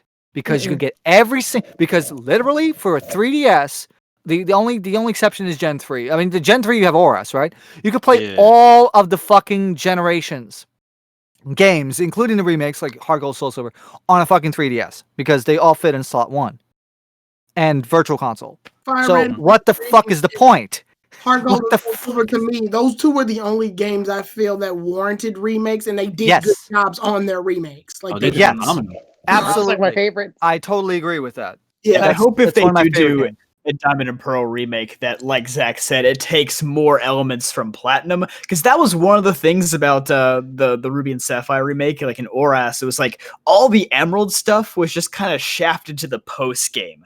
And you just kind of got like 1 hour of Emerald content, and that was it. You got the Delta episode, basically. 1 hour, wow. And but like in Heart Gold Soul Silver, they had the decency to like sprinkle a lot of the crystal stuff into the main story. They added Yuzine, they added Battle Frontier, they added Suicune. They had a lot of stuff going on. They had a lot of balance changes as well that it like improved on the original games. So hopefully that's the direction they take the Diamond and Pearl remake. But again, like if it comes down to like time crunch, Battle Frontier is going to be the first thing on the cutting room table. I mean, that's going out the window. They're going to look at it like, sorry, buddy, but you got to go. Yeah. I guess the good news is that if in the anime, since you have this multi-regional stuff, I don't know, maybe they could do a Sinnoh arc and pull it off with some success, have Dawn come back for a few episodes. I mean, then again, she did do that in Best Wishes, so I don't know, maybe they could go a different path, but at the very least, I think the Journeys anime would actually be able to do something substantial with the remake. Yeah, of course. I hope so. Maybe we'll get Cynthia versus Leon in the PWC. Oh, that's a good point. That'd be cool. Now that I would actually like to watch. I'd pay to see that. I just hope it isn't. If they Dynamax battles get better animated eventually. I hope it isn't Raihan versus Leon quality though. When the best fight in the series thus far is literally something of a on my wall every day to remind myself that battle exists. Otherwise, I'm gonna forget. I guess like one of my wishes for like the Pokemon World Championships is to be improved on is just like the battles and the pacing. Because I was like, wow, like the battles are like so quick or something, kind of making it like just so quick sighted, like it's like 30 seconds to a minute, and that's it. And it's like so boring to watch, like 1-on-1 battles. And I was like, I wish they could kind of expand a little bit more. Well, it also just makes no sense because if you go ahead and you're thinking, oh, Ash versus Leon will probably be 6v6, they're just going to change the rules after, like, 2 world tournaments we just saw Leon win? Well, Sun and Moon had no problem doing that. Sun and Moon did. Yeah. That was their first time doing that league. Mm-hmm. They've won multiple world championships already, and we've seen it happen. Yeah. So it's just going to be a rule change out of nowhere where it's like, oh, yeah, you can use 6 Pokemon now. No, they probably will. I don't doubt it. I mean, yeah, they probably will. You know what's the most disappointing part about it? Because we're talking about this now. You know what's the most hurtful part? That the final fight is going to be a fat rodent and a giant fire lizard. And you already know it. That's the thing. Yeah. You know how it's going to turn out. You know that's going to be the fate of that fight. So it's like why? And we also saw a flash forward earlier in the series, or maybe it was just a fantasy, but I think it's definitely a flash forward. Like they outright show that it's going to be Ash versus Leon in the finals. And so it's like, well, there goes the tension for the rest of the tournament when Ash has to fight another champion. Mm-hmm. Yeah. I feel like what can make it better. Mm-hmm. I feel like what could make it better is like, with going back to the Raihan versus Leon battle, like if maybe they show that even though it's the finals, the format does change and make it like a double battle, because that obviously that fits better for Raihan's style. But because it's been 1-on-1 every single time, it's like it will be weird. Because the thing is, I'm expecting it to be 6-on-6 because every series has to have a 6-on-6. Oh yeah, of course, absolutely. So it's just gonna be very jarring for every battle to be 1-on-1. All of a sudden 6-on-6. If they show that they kind of change it up, they have from time to time, like, oh, this time Ash versus B is 2 Pokemon instead of 1. Whoa. But like, other than that, they don't really change the format too much. So it's going to be very weird when they inevitably do that, like, switch up at the end, Hey, not every series has a 6v6. Best Wishes had a 6v5. Yeah, I was about to bring that up. It never had a 6v6 at all in the Damn franchise. it. And it's so weird though, since these battles are so quick. And I was like, so basically you're in that stadium for maybe at most half an hour, and then you're just mostly Do you sitting and want to waiting. know how stupid you look paying for a fucking ticket to sit down for 30 minutes? Yeah, exactly. Because the battles are so quick. It's so you're like, I was like, if you just like expand one Thank you, to Ty, one. for resubscribing. Thank you, Ty, for the resub. I was going to say, somebody said right here, question is, KG, will Ash lose to Leon in the end? Yeah. Yeah, probably. Yeah. Have you not seen the writing, man? Yes, of course. And also, you want to know what bugs me if they do the 6v6s? It makes Raihan and Lance's losses look stupid as hell. Yeah. Like, they didn't even get the chance to use 6 Pokemon. What the fuck? But you know that's what they'll do. Mm-hmm. But Like, why? I don't know. Is Leon at the last minute? Is Leon gonna be like, Because "Oh, shitty Ash, writing. you're so inspiring that this whole tournament has to be 6v6 now"? Like, what? Nah, they'll say that for the last battle. They'll do some bullshit where it's like, oh, 3v3, 4v4, leading up to the finals. And then at the finals, 66 bitches. The whole point of the Leon versus Lance fight is to show you that Leon apparently is a better trainer than Lance, because Lance is recognizable. Everybody knows that Lance is the champion. Like, you look at Lance and you get that vibe. He's basically what Leon is, what Leon was. Or like, he's the old Leon, basically. Just they called him Lance. And Leon's the new Lance.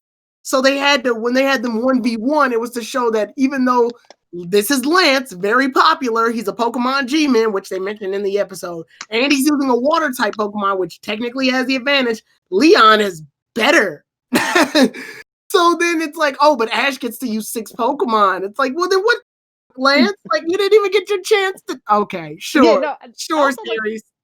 Also, like the 1v1 battles don't really portray them like that skill that well, because it's just only like one Pokemon. Yeah, because it's like you don't know. Maybe they might be a better trainer if they expanded like to 2, 3, or 4.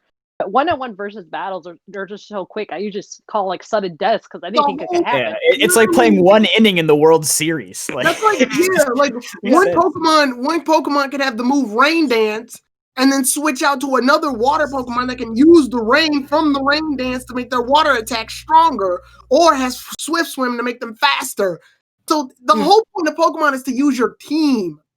That's why they're called a team. Yeah, this is why I liked Ash versus B, because that battle I was on the edge of my seat. Like, it was really intense. I felt. No matter what you think of it, I just liked watching it. Well, going back to the end result with Ash versus Leon, it's like, if Ash beats Leon, what do they do? Are they going to just retire him? Are they going to make up a new thing for his goal? Because literally, he's the world champion. If you beat Leon, you are the best trainer. So it's like, at that point, there's no excuse for Ash to lose anymore. It's like, oh, he can't just go to the next region and lose to Trip or Bugcatcher or Youngster Joey or something like that. Like, he's got to uphold his title, basically. That's going to be incredibly boring. Yeah, that's the problem you get with power scaling too in fucking Pokemon. Yeah. I've been thinking about that. It's like, either way, it's like, what do you do in both scenarios, whether Ash wins or loses? Because if Ash wins, it's like, what's next? And if Ash loses, what's he gonna do after that? He's gonna have to do it all over again and try to beat Leon, because there's nothing else after that. Even if he loses to Leon, he's still gonna be the second most powerful trainer in the world, and then Leon's not gonna be relevant in Gen 9, so I'm not gonna have him re-challenge Leon again in the series. Yeah, that wouldn't make any sense. And also, So it's a kind of ranking, like there's no progressment after this, where it's like, oh, they just made Leon the pinnacle, and it's like, where are we going after this? And also Yeah, the that's whole my ranking. that's my concern. But The go ahead. tournament of power of for Pokemon, the Galactic Yeah. Pokemon League. I can't wait for Ash to come up with a squad of 9 members who happen to all be his past companions, just coming in to fight against Universe 6 or some shit. Another dog has been The Galactic Pokemon League. Oh I'll be my okay. god! Oh my Another god! dog. Cyrus actually came back to this dimension. And he brought a squad of villains I from know. that dimension, and then I Rainbow just- Rocket too. Oh, I just want to add Oh one more. no, Oh, sorry. I just want to add one more thing. no, you're good. But regarding about the whole ranking thing too, because I was like, I would assume it would change all the time. So then that's probably much if he wants to stay in the top, then he has to keep like battling with like people to stay in the top. So that's probably why like Leon's always defending his title. So that was like Yeah, the but one thing Leon I can want to add. afford to do that because the camera isn't constantly on him. Yeah. Yeah. And then But in then the they next series, if they just say, "Oh, there's a new champion who's stronger than Leon now," then it's like, "Oh, well, you're just Yeah, where moving was the he? Where the Yeah, hell was he? Real this at? time. Exactly. Like, where was he in Journeys? Exactly. You're literally just taking the goalpost and moving it further away from Ash because he needs to have something to chase. It reminds me of that stupid commercial I always see where it's like the old guy with the dollar bills, like, you almost got it. No, a little bit closer. You know, it's that kind of stunt. So close. I was kind of worried about this after Ash won the league because like the whole anime at that point was leading up to Ash finally winning a league, and then when he finally won it, we're like, okay, how's the anime gonna change now? And they're like, okay, extra tournament now. He fights the champions, which is kind of what a lot of people expected, but it's like, then what? Where do you go from there? That's the part that concerns me a lot. And sadly, we won't know and much then, because and then we're next, still too and then early next to. time we're gonna get the Pokemon special animated that fucking Iwane wants. Please. I'm starting to Wait. see more people talk about it on social media, and it's Yeah. so good that more people are starting to recognize the greatness that is the manga. I swear to God, you guys need to read that shit. It is so good. They're like, Also- for example, characters die in that manga. Freaking characters in Unova are put in this like like Christ-esque fucking cross shit, and they're hung up on the tower. Like there's so much shit happening in the manga that so many people don't know about. That could be pulled off beautifully in an anime edition. Well, and they have to tone it wants down. that. He animates shit that he doesn't even need to put out for the But- show. He Yeah. animates things on his own time. Yes. and he That's loves beautiful. these songs. And guys, if you want to see Iwane in action, he has a Twitcasting channel. You go to Animator1965 on Twitcasting because a couple of nights ago he did a drawing of DP Satoshi and Pikachu and the DP Rockets where he had a live stream, and he specifically said, of course in Japanese, that he likes drawing the DP characters better because he's used to the designs, because that's I his think desi- you know, he's DP's been doing- design is peak at this point. I'm gonna say Yes. that. but he was drawing it analog, so he No, was that's drawing it not by hand. wrong. But to just Really see wrong. but to just see Iwane just doing like the rough sketches of like Satoshi and Pikachu and then the Rockets in like 4 minutes. That's just Damn. a master of his craft. I mean, it's just crazy. And then he has like the colored pencils, and he actually says which color pencils he's using, and the freaking watercolor stuff. It was just amazing. It's just an amazing experience. So follow him at like Animator1965 on Twitter, twitcasting.com/Animator1965. So you gotta, and on his YouTube channel too. He makes great stuff, and he also is just a great guy to just watch. Because he does like short animations on freaking Clip Studio. It's just crazy. You just gotta watch this stuff. Yeah, definitely something to keep an eye out on. And I actually do have him on YouTube at least to follow for there. But looking forward to seeing what's gonna pull down in the future. I really, really do hope that at some point Iwane gets to at least have an opportunity to do even if like a special for adventures. Yeah. Because I think there's so much there. They have years of content that they could pull off there. If they need to take a small break from Ash's story for a bit to focus on something else, take the manga. You have so much. You have the Red, Blue, Yellow saga. You have the Gold, Silver, Crystal saga. Ruby, Sapphire, Fire Red, Leaf Green, Emerald saga, because all of those actually interconnect with each other. In fact, the original Red to Emerald is considered the first arc just in general for the series, because moving to DP and onward, it created their own stories that eventually tied into past generations, but not until a couple of years into those arcs. But yeah, seriously, if you ever want to read the Adventures manga, I highly recommend at least going through the first series, which is the Red, Blue, Yellow saga down to the Emerald saga. All of that could be its own story, and you could be completely happy with ending it there. I think they Thank did a you, Don, phenomenal for the job link. with that. No, I love it. And if you ever want more, of course, you have DP, Black and White, Black 2, White 2, XY, Sun and Moon, and of course the recently released Sword and Shield stuff. They also have spin-offs too I for actually just finished the yellow arc yesterday, so Good, huh? I'm getting into Okay. Johto How now. was It's very good. It's very good. And Yeah, it's- I need to get into Johto. I need to go. I think have all of Johto. it I makes love me wish Johto. that the anime was like centered around something other than just win a league at the end and become the best trainer, because that's what we've been doing since day one, basically.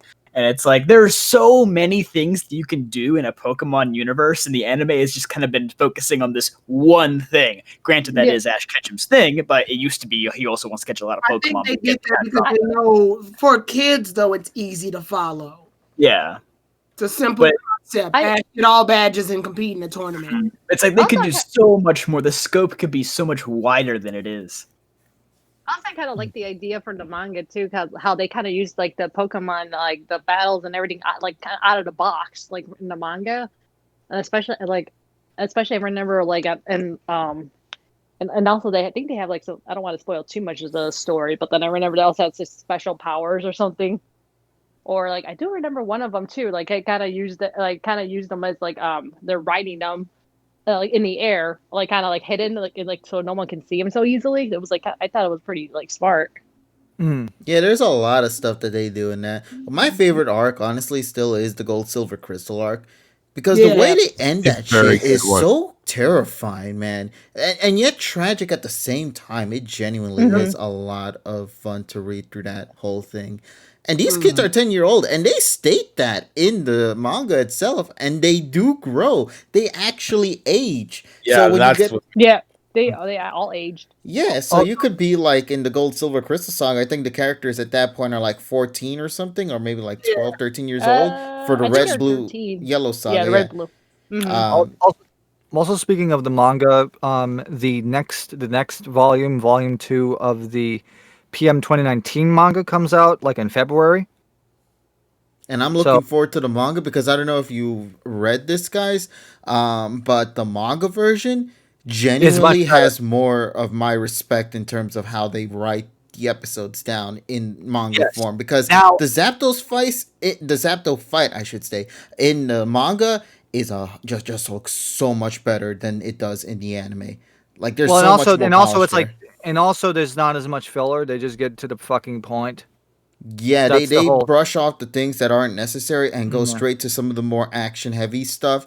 And like I mentioned with the Zapdos one, that fight looked clean as hell in the manga. Like you could feel the weight of when, Reboot kicked the Zapdos. Like there's actually, effort being shown in the manga format. Well, then remember, they could be more violent in manga because TV is kind of restrictive, Yeah, of course.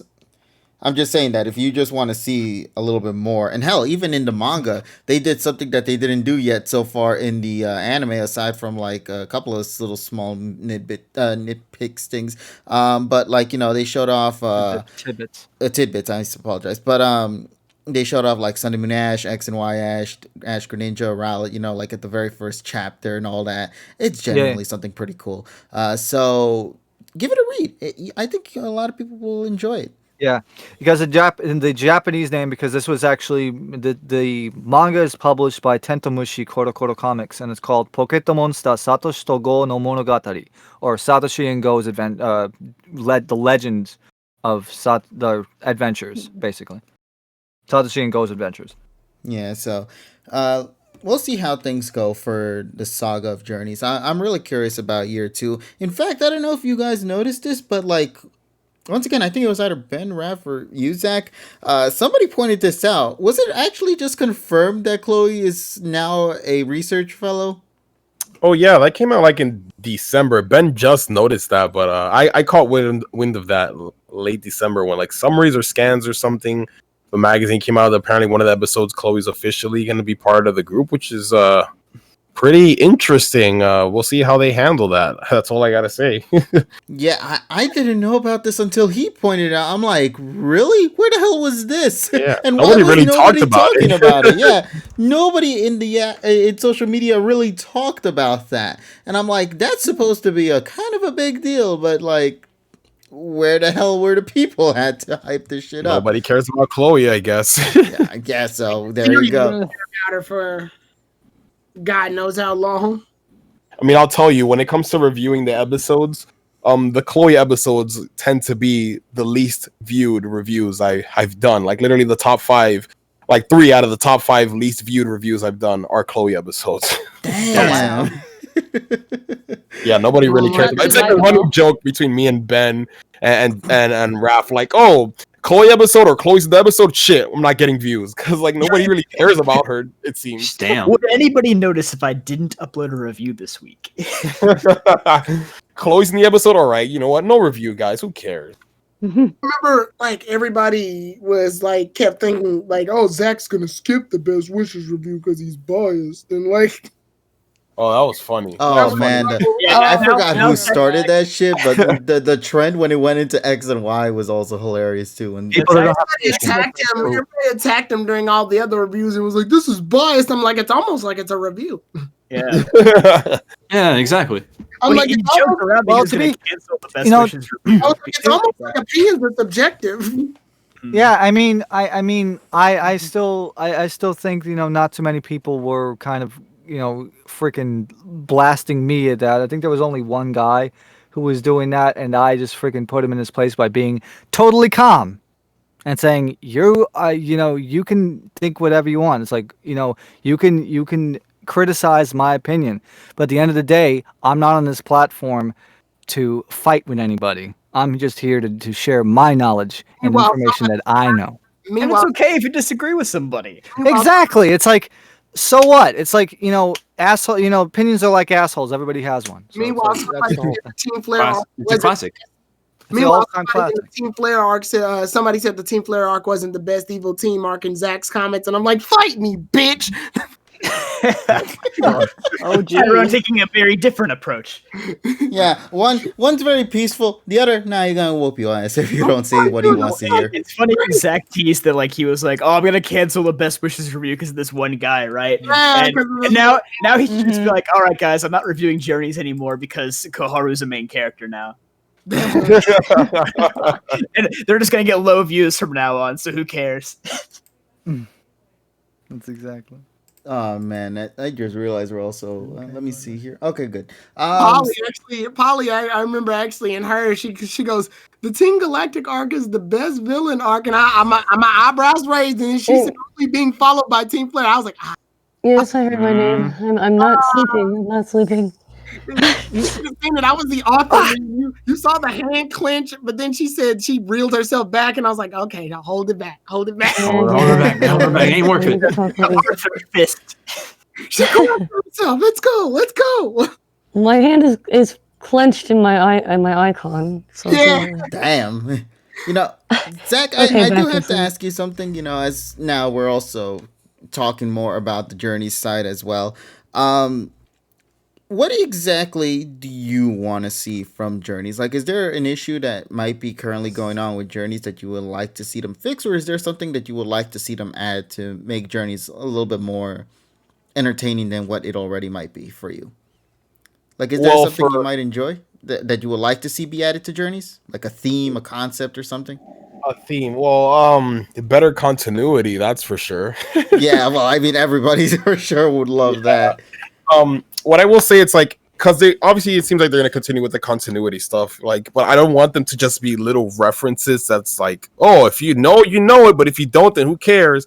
Like, if you're going to make a reference to something, make it integral to the story, or at least somewhat relevant. I feel like the best use of continuity in the series was episode 18 against the battle against Visquez or whatever. Yeah. Yeah, because like, Lieutenant Surge talked about Ash, and it's like, oh my god, and he talked about this amazing strategy with Pikachu's tail, and then Ash uses the same strategy with Iron Tail to hold back Raichu's Volt Tackle. That was awesome. That was an awesome like use of continuity.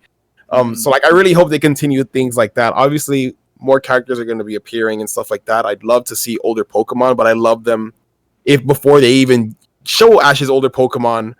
I would love his current team to just get development. It looks like Farfetch is finally getting some time to shine. I'm just scared it's gonna evolve in that same episode, even though it hasn't really done much. So I just want them to take better care of the series. Like I get, okay, Riolu's awesome. Everyone loves Riolu. He's popular.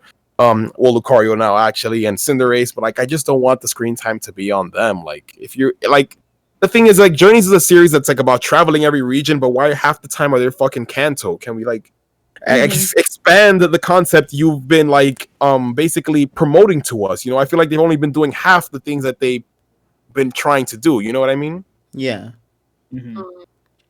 And I guess all we can do now is just simply wait, and hopefully that that eventually pays off. As you mentioned with the Farfetch thing, I'm scared with that guy too, because I want to see more of Come On before we eventually see it evolve into whatever that thing's Japanese name is, and then we lose the Come On from it. Negiga Naito. I'm gonna be so mad because I won't be able to say that name. Yeah, Negiga Naito. That's what it's called. I don't like that. He's not gonna say come on. Wait, how do you say it again? He's gonna go Negi. Hey! Night. No, it's gonna be night. Hey, listen. Why are you saying it towards that and not, you know, Score Bunnies, Niba, or however he says it? Hibani, you know. It's gonna be the Pokemon version of the Negajin. Even that, it still concerns me. Here's the thing. It's like, well, the Pokemon cries don't make any sense because Cinderace's Japanese name is Aceburn, and the voice is like bus. No, it's like bus. You know, it's like bus. Yeah, so it's like he's doing like a reverse. Well, they've proven some Pokemon, while they do have names, obviously, they still try to, like, some of the Pokemon will revert to saying more of their animal-like voices. Like, Charizard doesn't say fucking, no, it just makes... He kind of does a tiny bit if you're listening really closely, especially like in Black and White and Sun and Moon, he kind of says it, like, he goes, like, you can kind of hear it. It's there. Yeah, but primarily he's doing his animal generic dragon. Tyranitar does the same thing. I noticed that, they don't dub Tyranitar's voice. Yeah, it's Bangiras. And, to the untrained ear, it sounds like he's just screaming. But if you listen in, like, I think The Power of Us, they don't dub his voice in that movie either. Yeah. You actually clearly hear him say Bangiras, and it's like, Guzzlord doesn't say his name. He just goes, ah! Actually, well, no, because to be fair, his name in Japanese is Akazuki King, so it's fine. So he's going it's like that little like meme that was popping around for a bit in from XY where Viola uses Surskit and it goes Did you see that? That was there since movie 7, man. Yeah, he meant to say Zuki King. But nobody ever let him finish because he kept beating his ass before he even got a chance to say anything. Yeah. God, I love that arc so much. It's one of the dumbest Pokemon that I'm so happy exists in the anime. It has no reason to scream the way it did, but it gave us 3 minutes of screaming content in the one episode. Let that sink in. Well, I will say this. It's like freaking... Like, Shinichiro Miki is crazy because he's done Lizardon. He's done Azakuki King, right? He's done he's just done a lot of fucking voices. I mean, it's just a crazy amount of Pokemon. Man's got range. And the spirit of the screaming Zapdos and Guzzlord lives on. Journey Sphere. Now that's continuity I want to see. Yeah. Let's go. Well, they already ruined that one when they went to Alola. Nobody heard any, just in the background. It got evaporated. What is that? Yeah, exactly. Yeah, Cubone appeared in like what Furo appeared in the Cubone episode, and then in that one episode where it was fighting against Yamper, I believe. Yeah. Yeah. So I mean, that's the one recurring Pokemon. Speaking of which, now that we mentioned Alola for a second, I do want to talk about, like, okay, they did continuity, obviously, for Sun and Moon, but Sun and Moon's, like, the last series, so it was easy to go back. But even then, I still feel like it was a little... Something about it didn't seem right to me. It felt like everybody was put on pause so that when Ash comes back, they're just right back to where they were. Nobody got better. It was like, oh, remember the Sun and Moon ending where everybody left Alola? We're going to have to retract that really quick. They're back! Well, Tyrone, at least there was continuity, unlike X and Y. But, you know, you're not going to mention that. No, I'm disappointed with X and Y's, too, because they brought Dragonite. But, I mean, to be fair, XY story didn't really need continuity. It was a pretty self-contained story. Yeah. I think that's probably why I liked it. But Journey's whole gimmick is supposed to be like, we're the show that brings back all the other stuff. But it's Kanto half the time. Yeah. So when I see them, I'm like, how come Lana's team looks the exact same? How come Kiawe's team looks the exact same? How come Sophocles didn't bring anything back from fucking space? Like, well, it's kind of like they're trying to tread this thin line where it's like they're trying to have the continuity to bring back the old fans and boost the ratings, but they don't want to alienate the new people. They want to keep it, mostly fresh. At least when we got May back, she evolved her Eevee into Glaceon, and when Dawn came back, she evolved her. That's just an issue with a long-running series, though. Like, I understand that you can't have, like, the most continuity, because this series has been going on for almost 24 years now, so it's like you can't expect, like, everyone to remember everything that happened along the way. Like, it's a very small group of us that do it. I feel like it worked better with AG and... about the show that literally just happened. I feel like when it came to like AG and DP, it worked best then because back then Pokemon wasn't around for too long just yet, and every series kind of build upon each other. DP was like the last one where it was like, all right, it all leads to this. Ever since then, they've been like very loose with the continuity. Like, John said, I feel like not everyone has been watching for that long, which is why they probably trip on the fucking Ladybug shit. Zekrom reset that fucked everything up. They probably figured by the time that Best Wishes came out, that it was like, oh, those kids that were watching back in the day aren't watching anymore, so we may as well just stop trying to connect things. Also, just to clarify on the Sun and Moon bit, because I was hearing you talk about the lack of continuity in Journeys, the thing about it is that out of all the characters, the only one who can really make much of a difference is Kiawe, because he's the only one that's trying to aim to become a what do you call that again?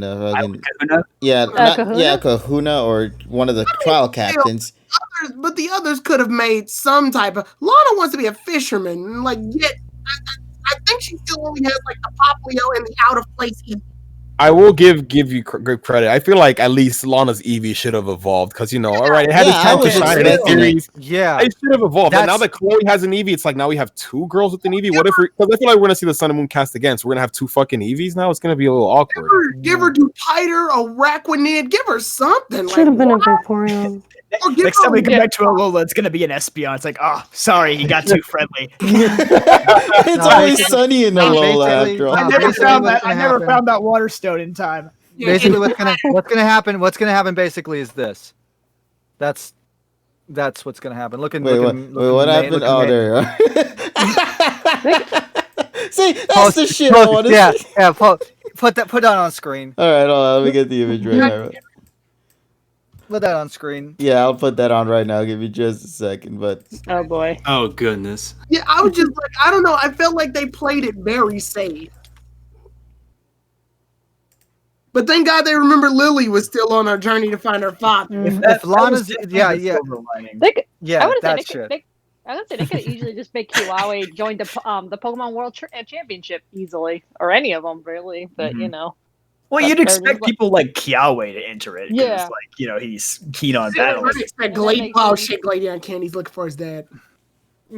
Yeah, so we'll see what happens, though. But, like, I genuinely don't think much needed to change so far anyway. As you stated before, we might see them again later, so that could be a theme that they could pull off for a later episode. But once again, that comes to one of the biggest glaring issues with Journeys. That's another cup in the wait and see. Yeah, that's why. That's the reason why I brought it up. I'm saying that this is just another one of those things to add into the list of things that we want to see this series do, and we just have to wait until it. And I think that's also another criticism I have for it. I have this list, and I'm just waiting for them to be checked out. Meaning, I'm already expecting this stuff to happen, and when it happens, I'll be like, okay, cool, check, and then just move on into the next thing. Like, I don't feel like there's much hype and anticipation for these things. I'm just waiting for them to just happen. With the Riolu to Lucario evolution thing, that big emotional moment everybody was going nuts about, I was like, all right, it happened, I guess. There you go. Because what was there to be excited about? It's just there They now. just run into the ground because they had so much promotion of Cinderace and Lucario. It was literally unavoidable. I mean, think about how many fucking Pokemon Kids fucking merchandise we got with the shit that you can get like Family Mart and shit. Those toys. Yeah. Plus, with the opening too. I mean, you knew the exact moment that Lucario and Cinderace were going to evolve. Yeah, I feel like they really need to tone it down a bit with the promotional stuff. Like, maybe not as much with the merchandise, but at least in the past. The thing is, though, it's like remember they're doing this to promote it in the Japanese market. So when people see it here, they kind of get it out of context. Yeah. So, see, that's the thing. There's like this huge disconnect because they're trying to do shit for the Japanese market and then people over here, and it's like, why the fuck are you doing this? And that is because they're trying to prop it up there. I'm sorry, but that excuse doesn't really work in this day and age. And it's not really. Hey, I'm not saying I'm not saying that wasn't a negative. That actually is a negative. Yeah. It's like because all Japan gets all this shit and we get nothing. We get zero. Yeah. I mean that's the fucking problem. You see, that's why you don't fucking jump the gun. I mean, and no matter example being no matter what language you speak, though, when you see it, and this relates to journeys. Yeah. So it still unfortunately has that bad side of it's going to promote it. Absolutely. The only way that you're going to get those fucking toys anyway is if you ordered off a batch off a fucking like what is it? Rakuten or some shit. But it's like they're trying to do their best to fucking promote it over there that we kind of get disconnected over here, and that's why it doesn't make fucking sense, and that's why I feel very, very half-assed about it. I think the only true issue with it is just that it's like in the past when you saw Pokemon evolve, like in the openings and whatnot, or in the merchandise, you had this little game going on where it's like, okay, we know it's happening, but when is it going to happen? And it's like in Journeys, you get into the Sword and Shield arc, and you see it in the opening, and you're like, oh, we know he's literally we can pinpoint the exact moment that these Pokemon will evolve. Yep. So it just kind of took the tension out of it. Well, absolutely. And I think the other issue is because of, Backstreet Boys shit. They probably had to fucking get that out of the way because they're gonna say, okay, we can't do this. We can't do the shit that we did the last season where we had, we could flip the opening. We could do like 5 different openings, 6 different variations. We can't do that anymore. So like, okay, let's just get it out of the way. Let's just make one, and that's it. And there comes the other problem. Backstreet Boys are going to shut down the country over there again, so I don't know if we're going to have another fucking production. No. Yeah, and that isn't just for the anime; it's also for just everything. There. Everything, and that means all of the anime that's supposed to come out, like freaking like Irimashita Iruma-kun season 2. Like, what the fuck's going to happen to that? Journey's going to end up being like 120 episodes.